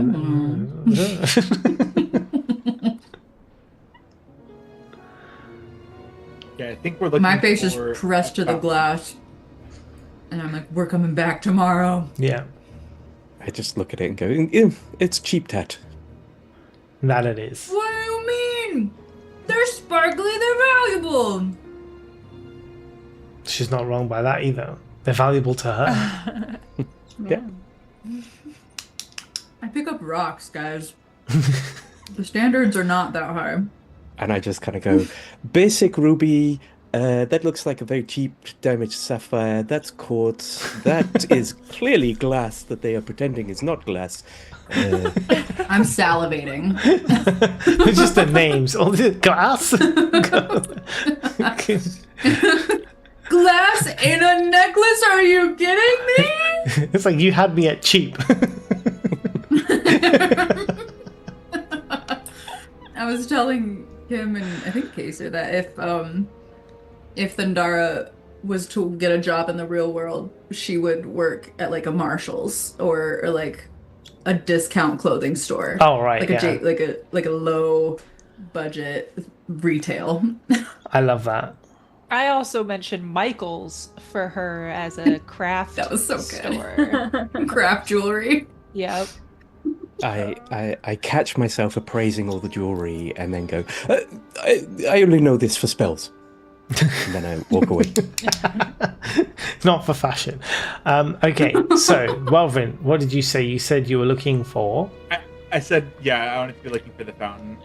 Right, yes, of course, because that's where the dude's place is. So, if you head south from where you are, carrying on this path, where's the picture?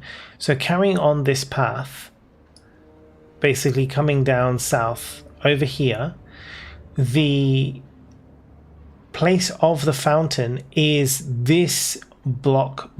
I think it's this block building here. Is that the one? No, that's the one next to the fountain. So the fountain would be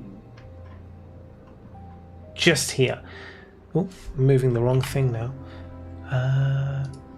So yeah, going down, you see here where you've got these crossroads, just in this middle section here. Mm-hmm. That there in the center is the fountain. You want this guy's house. Yeah. Right. That's what you're looking for. Yep. So as you kind of heading down in this direction, so you've come from here, you've gone down, you're passing a bunch of derelict buildings. There is something here. There is a building that is not empty. But you head straight down. That is another shop. That isn't someone's house. So the last place to the top right of the fountain, there is another shop, again closed, so no point even bothering to look. Ooh, Yes. question. Yes. Did I notice if the spectral thingies were patrolling over the jewelry store? Do you want to roll for me your perception here?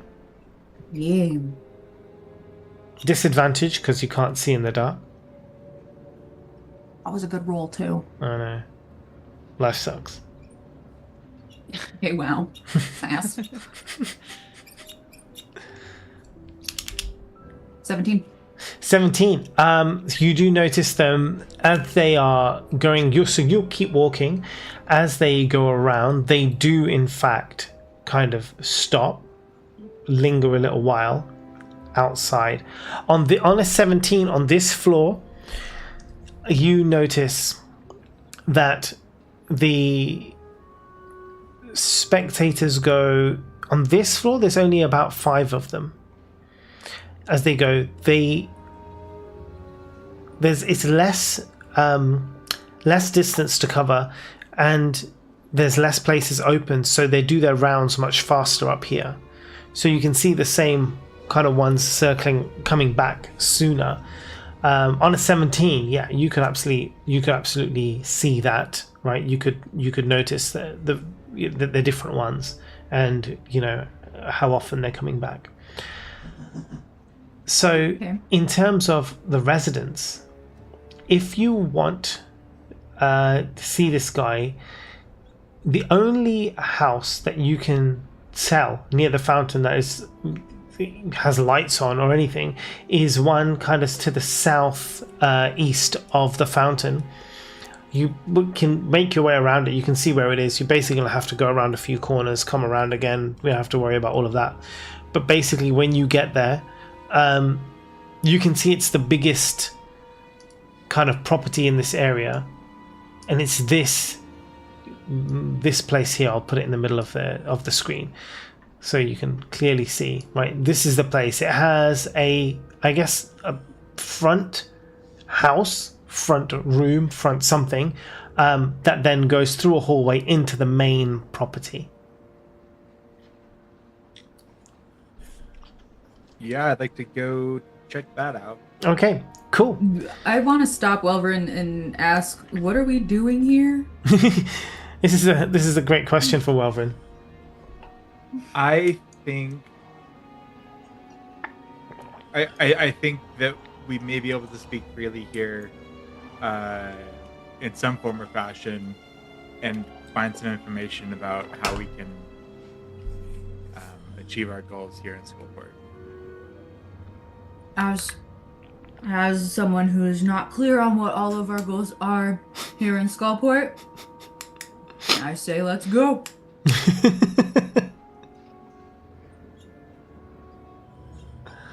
And I follow. Okay. So this is clearly like rich person house in the area. Yes. So what's interesting to you now, as you kind of walk up to this front door of this property, it stands out in many ways from everywhere else. Firstly, it's newly built. It is well designed. It is Properly well maintained. inspected. Huh? Properly inspected. Properly inspected. It is well lit from outside and inside. You can see lights on in the windows. There are windows that are not smashed. There are doors which are not boarded. It is very, very much on the up and up. Thundara, because you're looking out for it, you see two spectators who constantly patrol around just the house, right? All the time. I want to point that out to the party. Mm-hmm. And say, you think we can speak freely here? I think it would make some things make sense. You are cryptic and secretive, and I don't like it.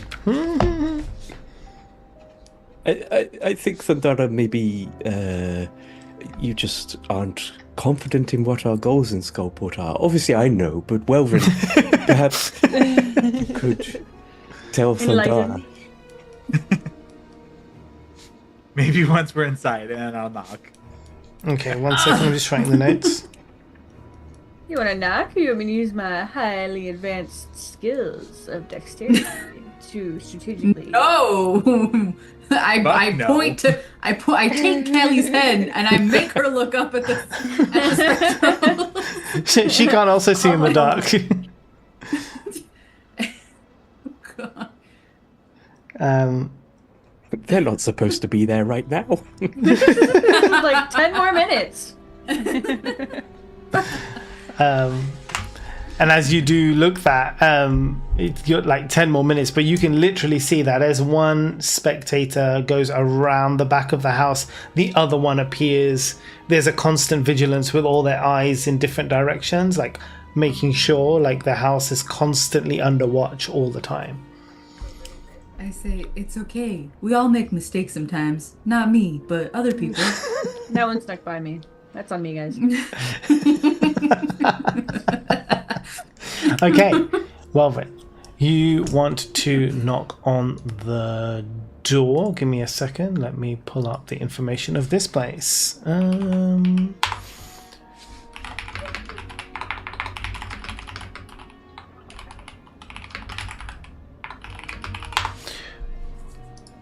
Searching. Okay, got it.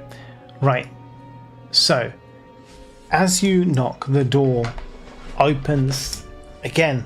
Interesting. No squeak in the hinge. It's, quiet, silent.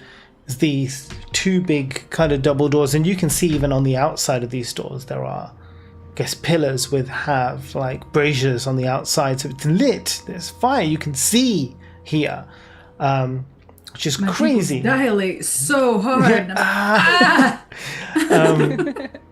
Even Callie can see now the outline of the spectators as they roam around the building. I keep calling them spectrals, don't I? Yeah, the door. Oops. The door opens and there is a small goblin in front of you. Sniggle! Oh. Yeah, Sniggle! Where have you been? So racist. This female goblin. Snicklet! Snicklet. Not the Smurfette! Oh no! All goblins are called Snickle, except for the girl one who's called Snicklet. I love it. Oh my God. I mean, we can always change her name to Snicklet. That would be hilarious, but no. That would be so funny. She opens the door, but you can see, although she is dressed as, I guess, like a butler, she is dressed as a well-to-do butler. You know, the buttons on her shirt and waistcoat are shiny. You know, she has got like proper shoes and everything on. And she opens the door. Might I help you, sir? Anything I can do for you? Are you expected? They talk like the Kind kids from Wallace Wonkum in the Chocolate Factory. Kind of code switching into my backstory. I'll kind of half bow and say, Duke Torres of House Kalas, we're here to meet with the Baron. I side-eye the rest of the party like, what the fuck? Right. Just a moment, sir. I don't mean to keep you waiting. You can wait in the entry room. So she kind of opens the door to you, and you can see like inside there's it's like a small drawing room. There are some chairs. There is a door that goes off into the hall that then goes off into the main house. But this place in itself is it's already well furnished. And you get the idea that this is probably like also where this goblin probably resides most of their time. So she leaves you in that room and closes the door and heads off into the other door around the corner. Is there anything you guys want to do in here while you wait? I want to look around to see if there's any like notable like art or things on the walls. Yeah, like... you roll perception for me.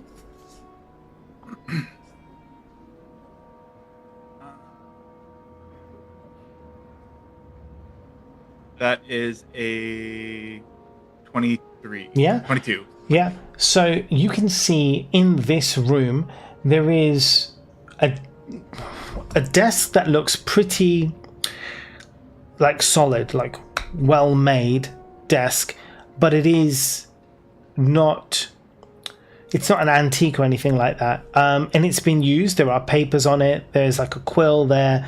She inked the chair. You probably work out that this goblin was actually sat here. This goblin is doing paperwork. Here on the walls there is artwork, but it's not anything that sort of catches your eye as like, oh, this is going to be like super valuable or anything like that.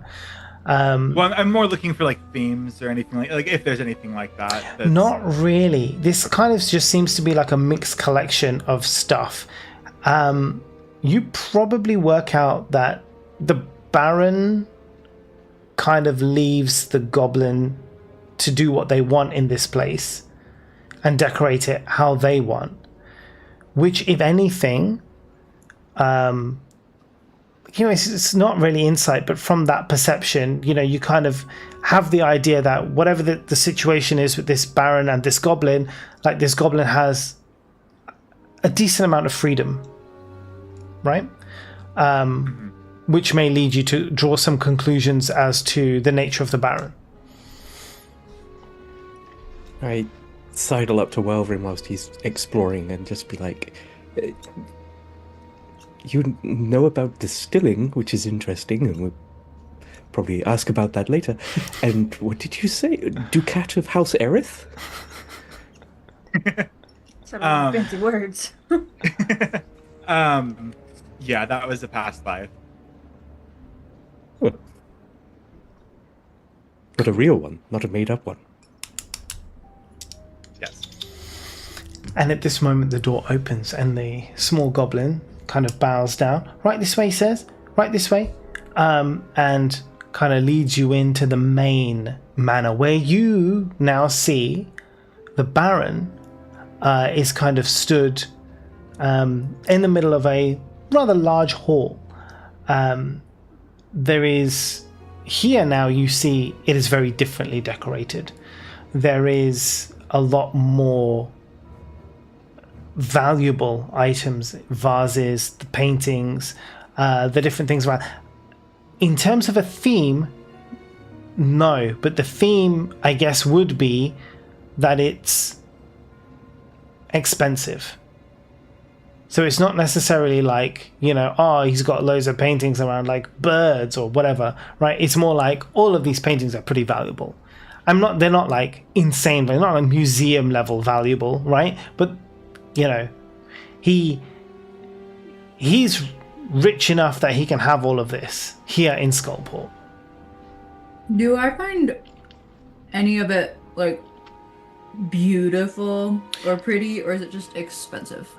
I would say probably like you would see like some of the vases and the things like that are pretty. Okay. There's nothing in them. They're not vases to like hold like actual flowers, but you know, like big vases or however you guys say it, vases. I don't know. Big ones in like rich 80s houses. Yeah, exactly. I got you. Ornate and shit. My mom got it. There you go. Would you? So, and the Baron doesn't know the rest of you guys, knows you by look, but doesn't know you, but addresses Welvrin. Ah, Master Welvrin, a pleasure again to meet you. Oh, only so soon after having seen you this afternoon. What brings you to my door today? I wanted to see if we could sit down and have a conversation. By all means, we're having one, but why don't we sit down? And leads you over to a place where there is a table and there is chairs. Pin, if you don't mind, some refreshments, please. And the small goblin's like, yes, sir, right away, sir. And then runs off into the kitchen. You can hear some like rattling and tumbling around. Not very... What was the name? Pin. Not very long Pin. before she comes back out and brings to you on the table fresh water, fresh fruits in plates, and various other kind of savory snacks for you guys. I'm just getting a bunch of towels and putting them on the furniture because I don't want to. It looks expensive and I don't want to water damage it. What kind of fruit? So the fruits that they have available here, I mean, let's say we can make this up now. We can choose. What fruits do you want there to be, Callie? I hand Zahas an apple. There you go. There's apples. Oh, This is right now. I hand This is Callie like an apple. yeah. This is like Hook, just- right? Do you remember that scene in Hook where he's just like, "What's the food? There's no food on the table." This is that scene from Hook. What do you want to be on the table? Have an apple, Zahas. Rufio. Why does everybody keep giving me apples? I get I Callie look the at the apple. papaya on the table and I pick up the papaya instead. It's dragon fruit. It's am mango. I gaslighting myself, or did I remember a part of Zahas's fun fact that he doesn't? No, yeah, you do. Okay. No, my apple fun fact was if I see anyone eating an apple, I assume they are evil. Eating. Yeah, I thought yeah. it was if Callie anybody get like doesn't who like gives you an apples. Yeah, apple. Callie No, doesn't no. like apples. I'm fine with mead and alcoholic beverages that involve apples, but I don't like apples. Apples. Seething hatred for apples. So you can take any of the other fruits, the bananas, the Everybody- I'll mangoes. just like pick off the plate, like put them on the table, like pick off, like here's the plate of fruit, and then I'll just take the apples off and put them onto the table. Like, you guys can have those. Okay. I stick my thumb into an apple to see if I hear the crunch of it. Yeah. Do I hear the crunch of it? I mean, with yours, I mean, you basically split the apple in half. But you know what I mean. Yeah, I know You what do you it lately. Yeah. I go, it's crispy, Yeah, it's crispy. and I bite it, and I'm excited about it. And now Zahas doesn't think, or Zahas thinks you're evil. Well, That's it's if unfortunate I for see him. them for the first time. All right, okay, for the first time, not just now. It's like when you see an evil character in a movie. Yeah, they're like It's like a twisting their stereotype that mustache. they're eating an apple. Oh, are they? Is that a thing?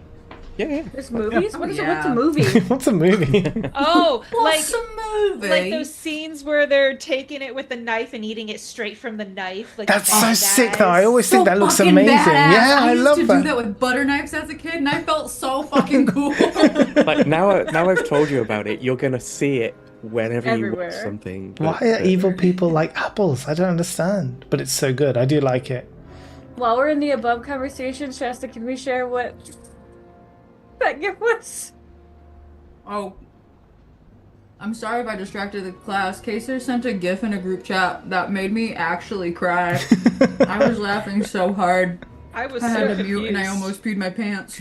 I didn't realize that the When gift you is what described made you laugh that hard. I Snicklet. was like, I thought I missed. Oh, God. Is that the female gremlin from Gremlins 2? Yeah, Beautiful. that's what I pictured And then it was as one soon of as you those things where, described like, her. I was trying to not laugh, so I was laughing harder. And then there was snot and tears, and I was having a hard time. Brilliant. I think we have to find Pim a sock. Oh, Toby is free. Okay, so what do you say to this guy?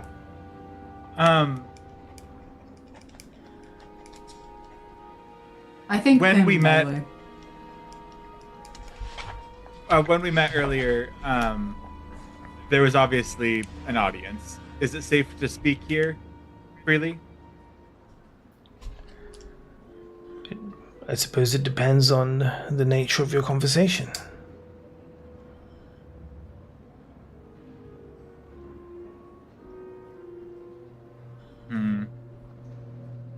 What topics would you prefer me to avoid in your home?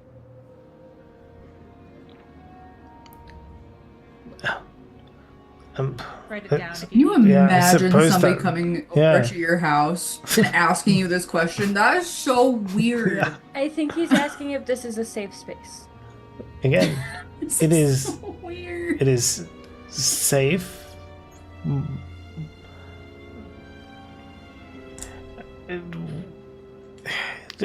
I do have to ask, however, where is this going exactly? That was Mo. We That met- was I feel like Mo I'm like asking. watching each person talk. Like, We met we met we met a gentleman earlier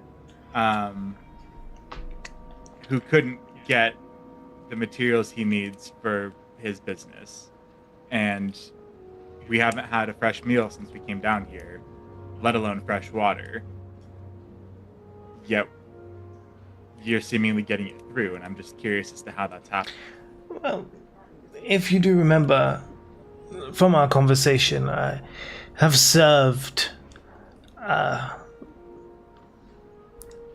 my master well for many years. This is the enjoyment of my retirement, one of the deals which I had made to ensure my long service was rewarded adequately and I was kept safe from those, I'd say, above ground who would want to see me killed. Obviously, my master saw that I had done an excellent job over many years and has sought to protect me and furnish me with whatever I desire.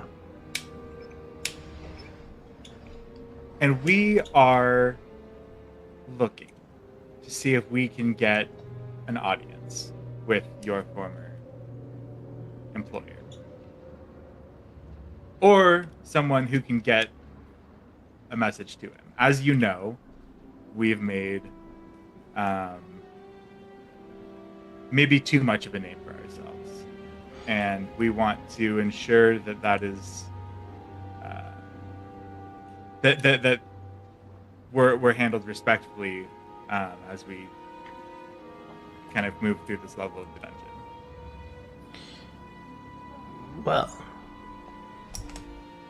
to gain an audience would be, well, impossible, I would say. Even high-ranking government officials cannot get an audience. However, To send a message? To send a message could be within my means. Yes, I could certainly send a message. And what would it be worth to you for me to send a message? We did come to a very mutual agreement earlier. Is there anything that you feel would benefit me were I to do this service for you? I don't want to just keep pawning off my trinkets on you, and I'm not sure how much use you would have for this, but you may find some value in it with that jeweler up the street. I do have this ring of jumping, and it is a magical item. He looks at the ring. Certainly is well made, but look around you, Welvin. What use do I have for jumping? It's fun! Whee! No. Are the spectators your only protection, or do you have someone in your employ that could use it? The spectators provide all the protection I need. Nobody here in Skullput would dare lay a finger on me. Nor would they attempt to break in or rob this property. I'm very, very safe. I can how move about freely. Information? Now, that could be of interest. What information do you think you have that I might find useful? Well, telling you would be tipping my hand, wouldn't it? But I must know the nature of the information were I to get a message across. Well, there are enemies and people working against your former employer, as you know. Mm-hmm. And should they be successful, your life that you've built here could be in jeopardy. They may not respect the deal that you had with your former employer. And if one had inroads into those organizations, they may be exploited. And do you mean to tell me that there is a credible threat? Or are these just small groups of insurgents? We've dealt with them plenty of times before. Well, it depends on how small of a group you're talking. But there are many cogs in the machine working against your former employer. As there always has been, Welvin, as there always has been. It's not news to me to know of various organizations attempting to overthrow that what we have here. They have tried in the past, and I'm sure they will try again in the future. The fact that they keep attempting, well, I guess it shows that they have tenacity, but they lack the means, they lack the organization, they lack the manpower to get the job done. Or, and he looks, and and then he looks at Marcella, Callie, and Thunder, or woman power to get the job done. I think that that's a temporary condition that maybe you're jaded to. I have my ears open. I haven't heard anything that would threaten me, my life, the life of my former employer. I find this information underwhelming. Well, and certainly not the level of which requesting a message to be sent to my employer, former as he is. No, certainly not worth that trouble. No. I would need far better information, or perhaps you may be willing to do something for me. Such as? I have many privileges here. And at this point he looks at Pin and he gives a nod to Pin. Can you roll a perception check for me? All of you can roll a perception check for me.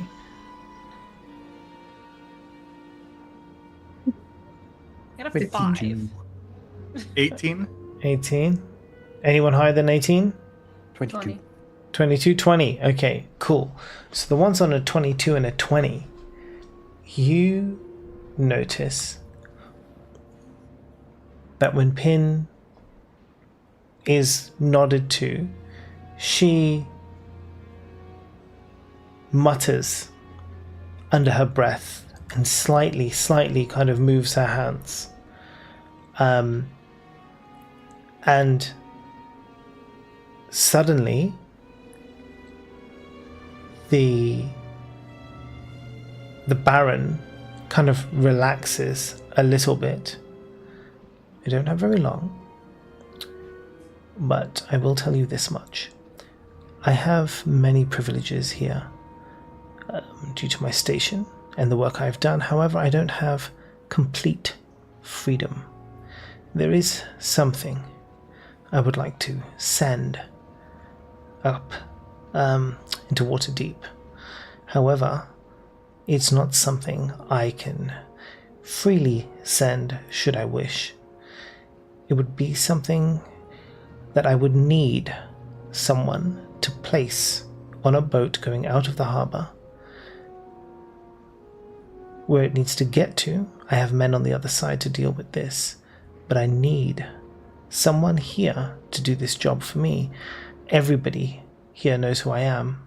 It is fortuitous to me that you, new adventurers, have arrived, and to which end I may be able to trust you more than those who live around these parts. If this is something you can do for me, I can certainly send a message to Xanathar for you.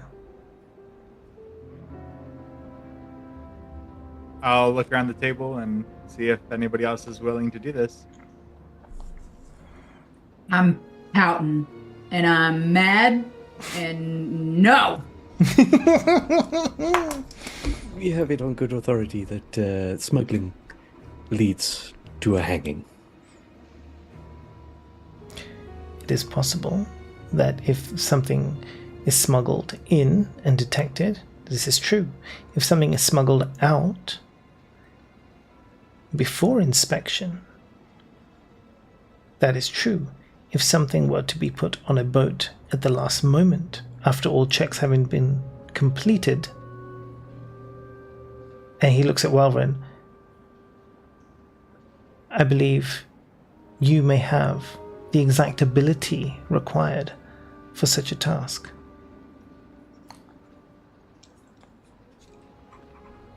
I think that that's a fair deal. What is? What do you know? What are we receiving? Everyone's just message like, to Xanathar. what the fuck is Welvin doing? We still don't know what we're doing here. What are we receiving for this? A message to Xanathar, apparently. Saying fucking what? Well, We can figure that part out. Is there a guarantee that this message will get Yeah, there? absolutely. I'll send a message. It will be received by Xanathar. Send it first, and then we'll do your job. Send it what? Send it first? Send it- No. Send it first. No. No. Go first? No. When the job is complete.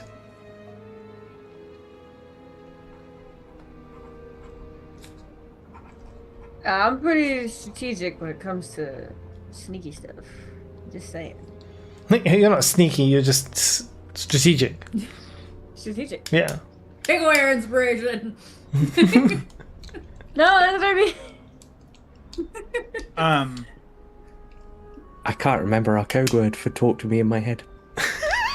It's gone. Same. I don't. Are you I don't there, remember Ron? what it was either. Did I write it down?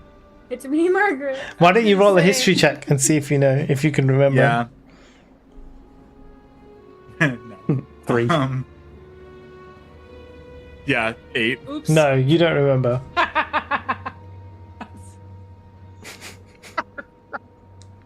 What? Shikaka. I went to search for the word code and then previously I just wrote sent it a in message code, that says yeah. code. Code. It's just say house showing up. Code. Enhance. Okay. I wonder what the weather will be tomorrow. What are you talking about? There's no weather here.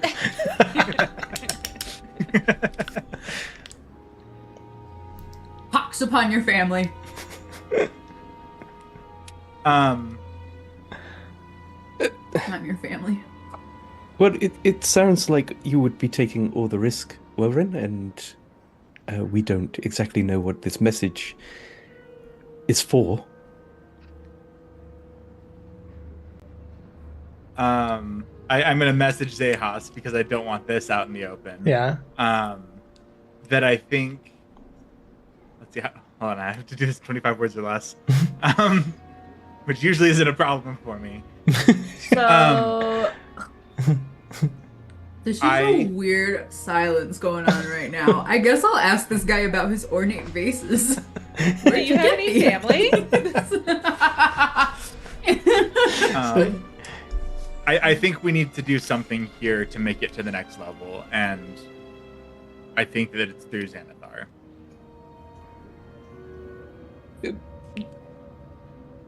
I mean, Xanathar sounds like a being who is distant from here, and Skull Island is right there.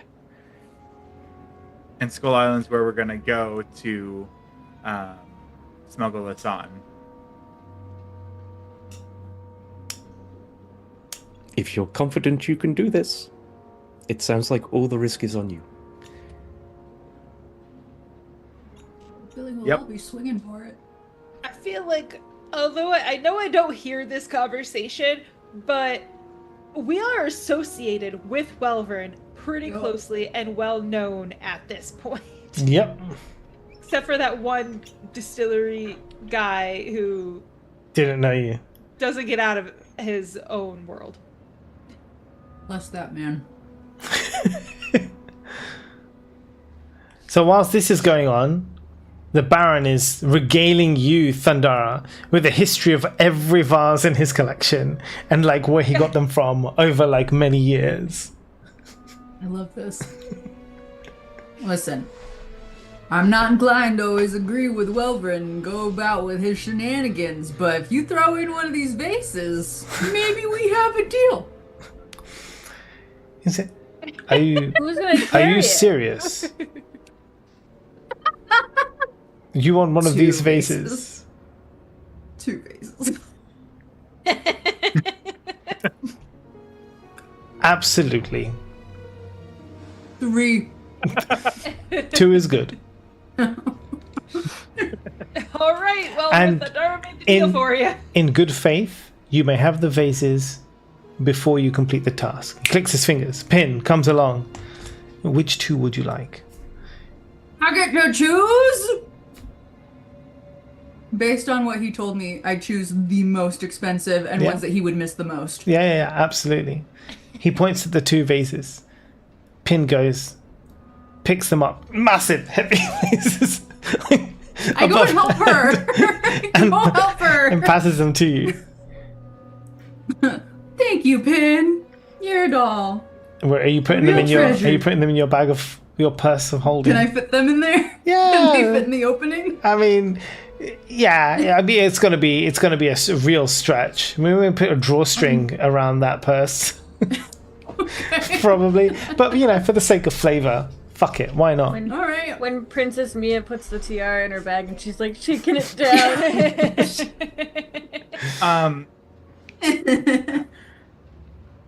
I'd like to ask him how long he's been underground. Oh. I've resided in Skullport for perhaps 20, must be about 20 years now, 20, 25 years. Okay.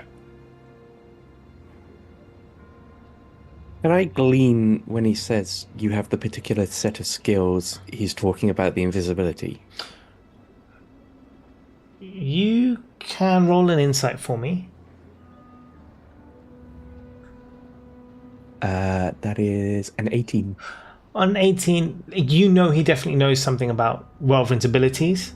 And so you can probably put 2 and 2 together, you know, and work it out. I would say the inspection that would need to be avoided, how thorough are they? Do they detect magic, for instance? The majority of the inspections carried out on items going out will be physical. They'll be manually checked. Open every crate, search through every bag, look through every item. As for magic, it's possible they may do a check somewhere along the line. But certainly before they're put on the boats, I know that those checks are done physically. I'm going to look at Welvrin.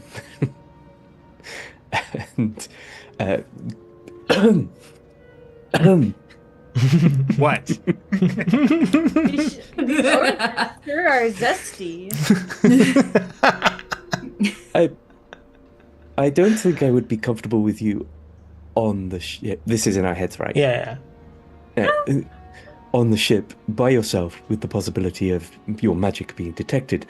If we were to do this tomorrow, I could give you a way to swim to the ship after the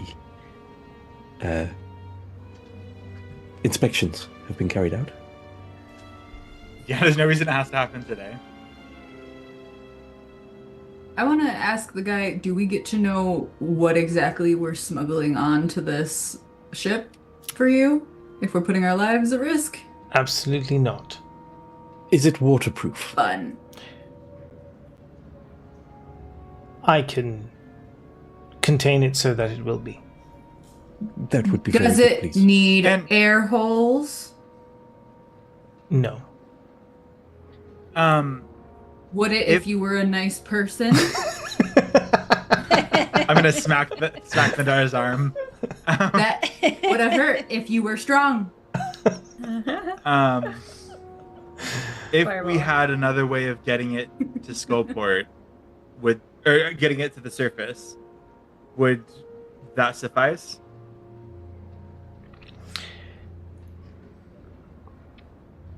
Unless you can deliver it by hand to the place I need it to go, I don't see how, once you are able to get it out of Skullport, not on the boat, that my people on the other side would be ready to receive it and take it where it needs to go. They know what to look for and they know where to get it. If it's not on the boat, then what are they looking for? How I would they know assume to look it's- for you or any other means that you use? I assume it's small enough for a person to carry on their person. Clicks his fingers. Pin comes along. Small box. It's only about this big. Go Right. help her. Tightly sealed. You go help her. She doesn't let you touch I the go help box. her. Okay, Pin. And she places it Calm on down. the table. Thunderwave. No. Yeah. Gravity run! Kind of sees you all looking at it and he's like, I wouldn't attempt to open it. Needless to say, I will ensure that this is packaged securely and when I have received word that it is where it needs to be, then I shall send you a message.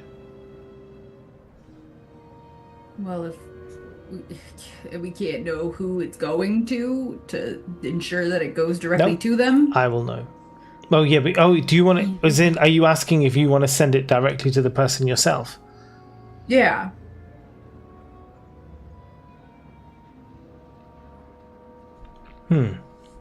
I suppose it's possible. It may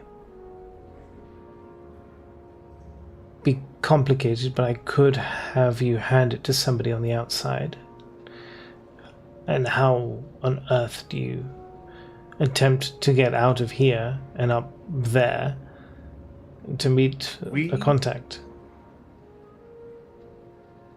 We cannot leave yet. We have unfinished business, but we could get it to the surface with a location. We were told that if we had papers, we could freely move in and out. Our contract forbids us from leaving. Never mind then.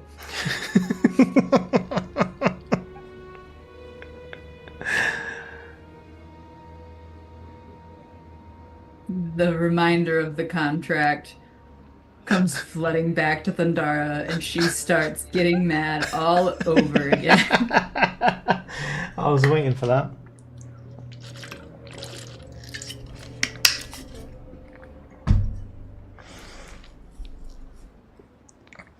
For ease, I would say, get it on the boat, and you will have what you wish. I assume you've thought about this as a plan quite a lot before we've ever come into the picture. It's certainly been on my mind, yes. So, I would like for you to share all of the information that you can on how to go about this as a mission. I want the time of day to approach location 1, handoff to person 2. I want step-by-step instructions on how you want this to be brought out. I believe that would be the job of the people doing it, as opposed to So the you person haven't asking thought for it to about be it made. at all. I'm going to Roger. message Thundara and say the wealthy don't do enough of their own thinking.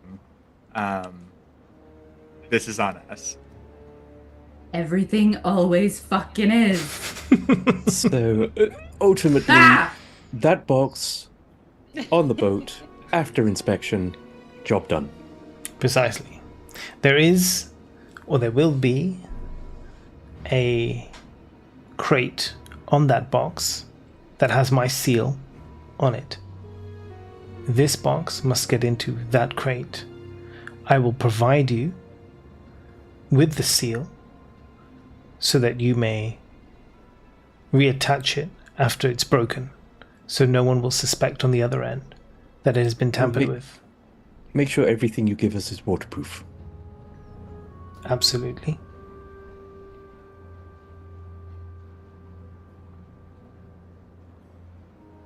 Okay.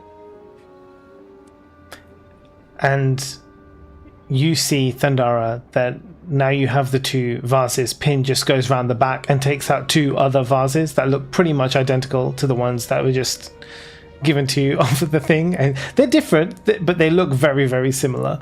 I point at him and I say, "You would not have missed 3." And he laughs. Yes. Before we go, I don't know exactly what Welvin is intending for this message, but you are agreeing, regardless of the content, that you will send this message. Yes. I believe typically you shake on that kind of thing, Welvin. Maybe there should be like a contract or a written agreement, a notary, something. Yeah. Marcy's a party planner. Is she a notary too? That would make so much sense if she was. I'm just saying, it feels so correct. I feel like Marcy I don't think that she's a notary or whatever, but she could probably whip up a good contract that is very specific in wording.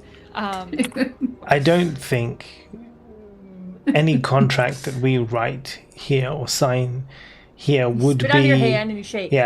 would be enforced by anyone who we know. So this would have to be an agreement done with respect. Welvrin and I have had a dealing already.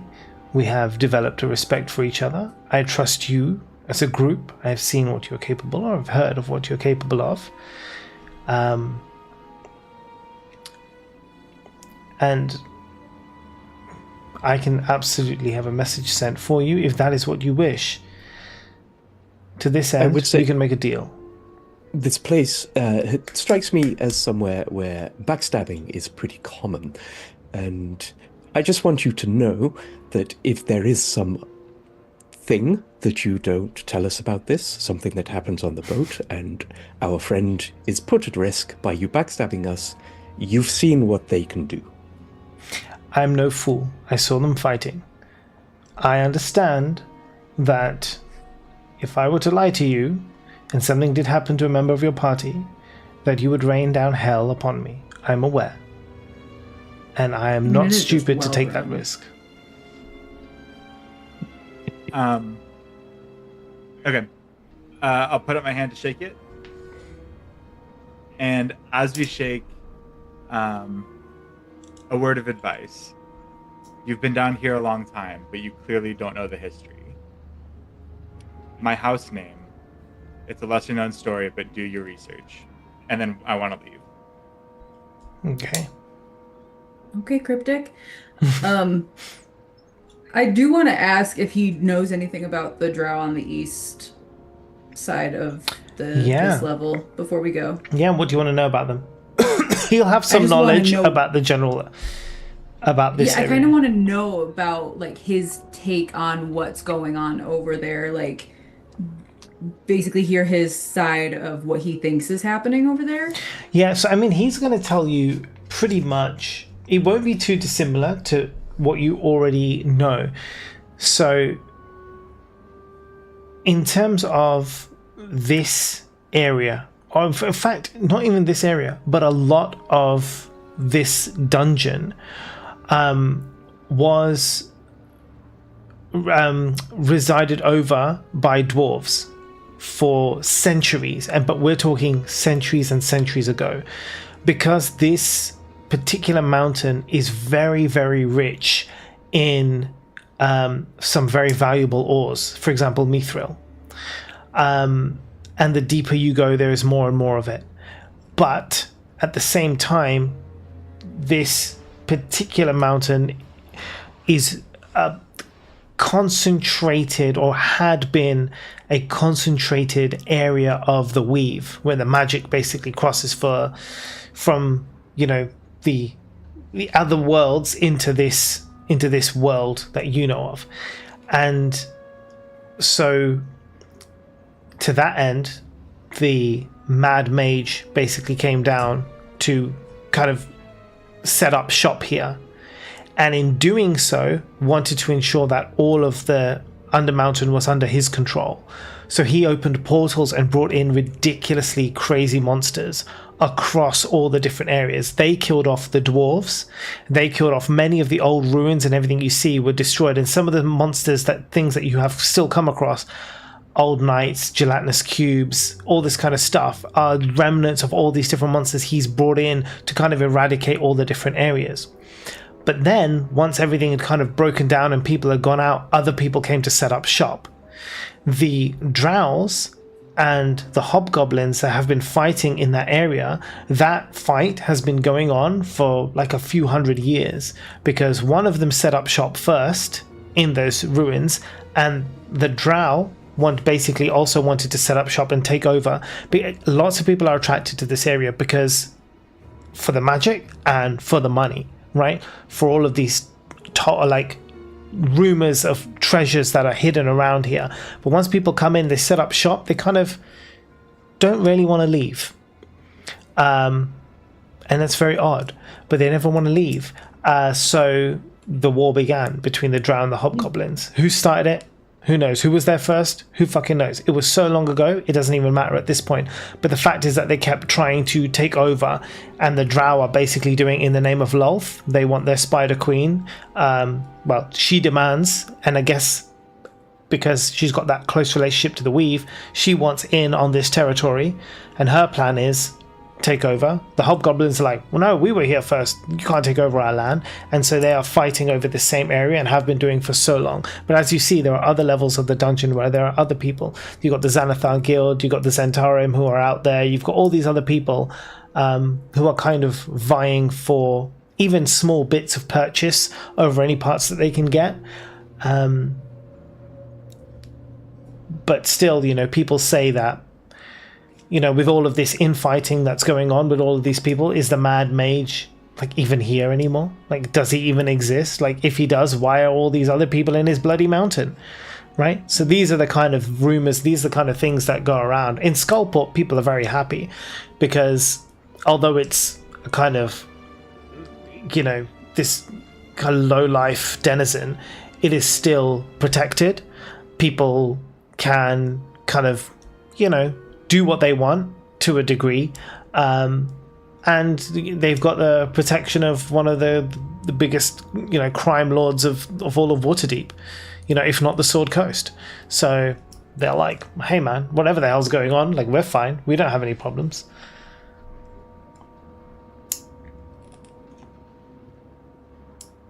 So is it kind of like, based on what we know, is it safe to assume that the Lolth people are not going to want to stop expanding? Absolutely, yeah, correct.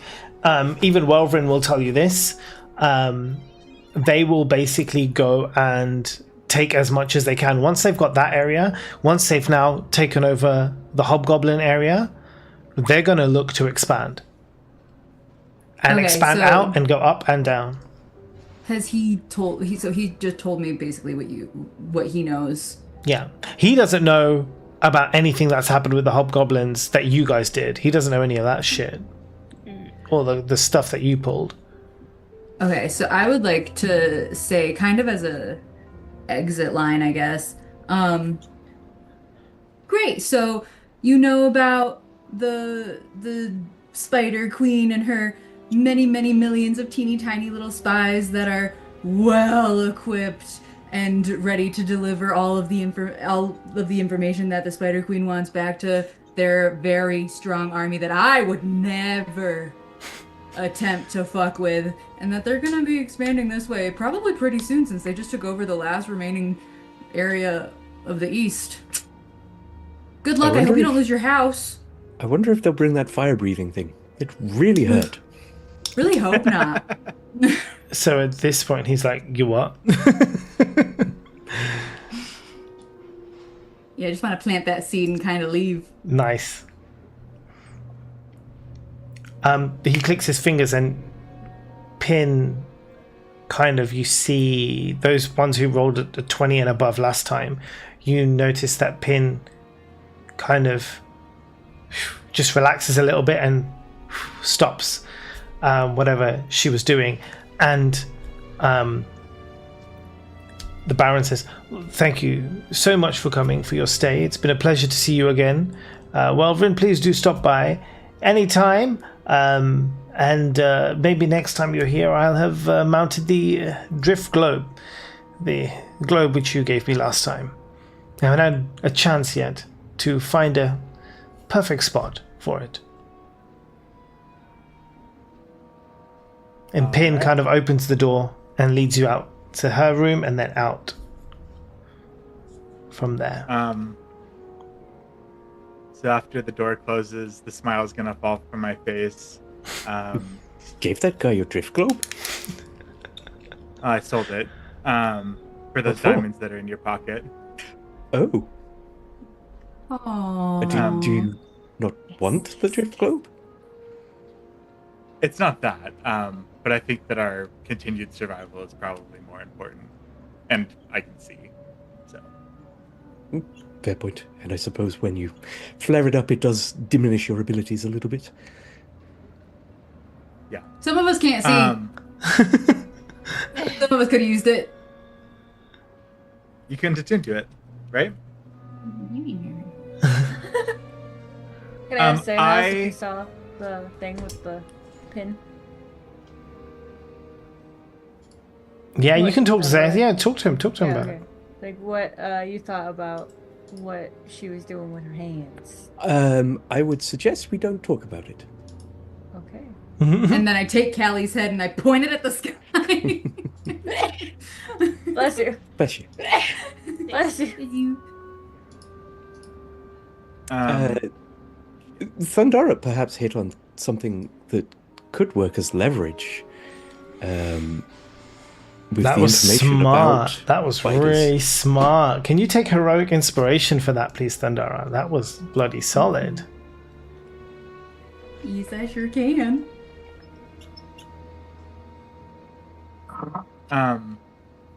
I think that it would be in our best interest to stay at the inn tonight. Oogie.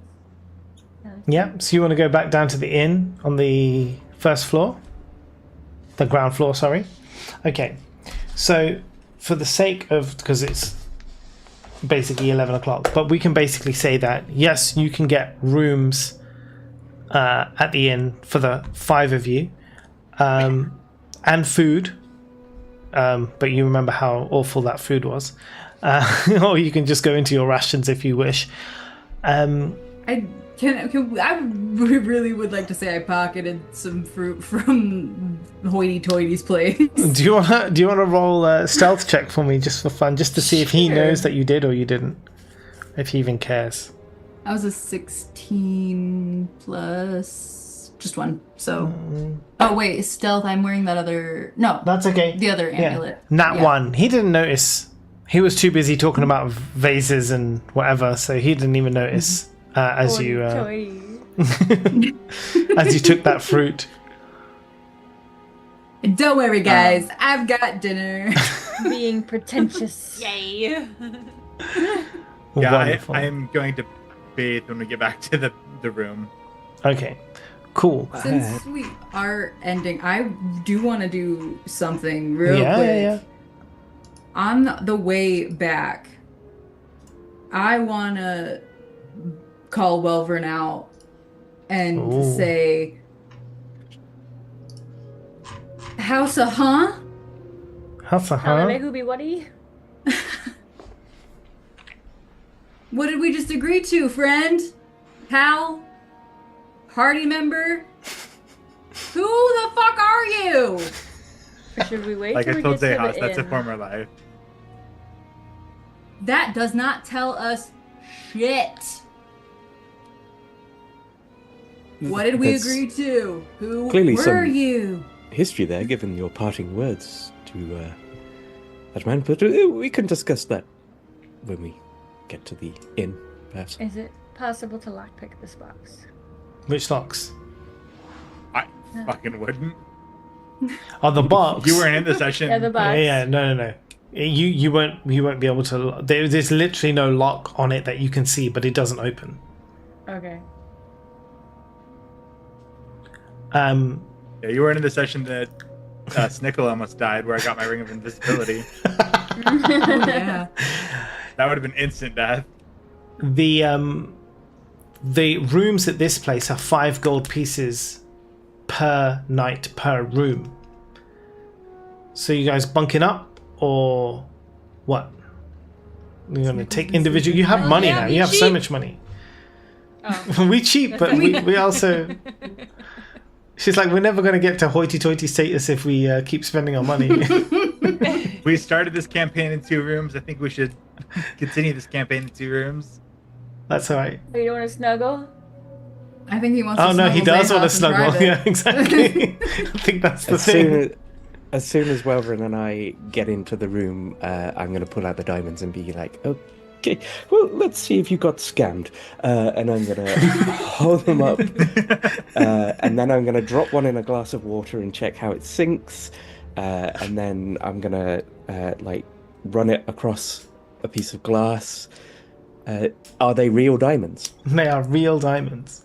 Okay. And I say it's worth checking. There's a type of pufferfish where I come from called fugu, who are very good at making glass fake diamonds that are called fuguzis. And it's worth checking. How much did he say that these are worth? Well, we traded, but 6,000 gold or so. Okay, well, maybe we don't trust him so much then, because these are worth, I would say, about 600 gold. Thereabouts. But it's a good start. It's a good start. We also have one more Revivify, place for more diamonds, or another diamond. And I think that you had run off by that point, but Yeah. Yes, if we could get one for each in the group, and then maybe another one for each in the group, that's probably as many as I need for the Revivify spells, yes.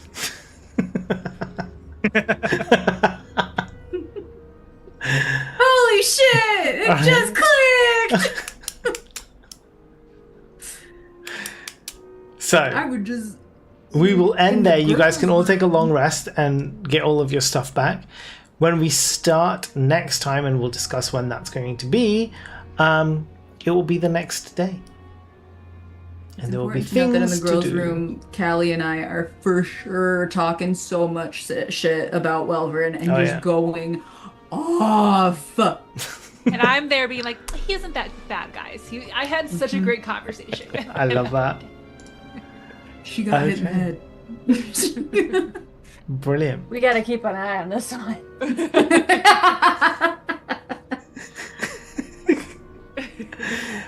Everyone, thanks so much for watching. Session 31 next time, guys. Let's flip and go. We should have done a celebration for 30 sessions, but we'll do it when Snickle's here, when we've got a full team. I don't know what we'll do, but something. I'm sure Marcy will plan it. And to YouTube and to Twitch, thank you so much for watching, guys. Take care, have a wonderful, wonderful time, and we'll see you again next time.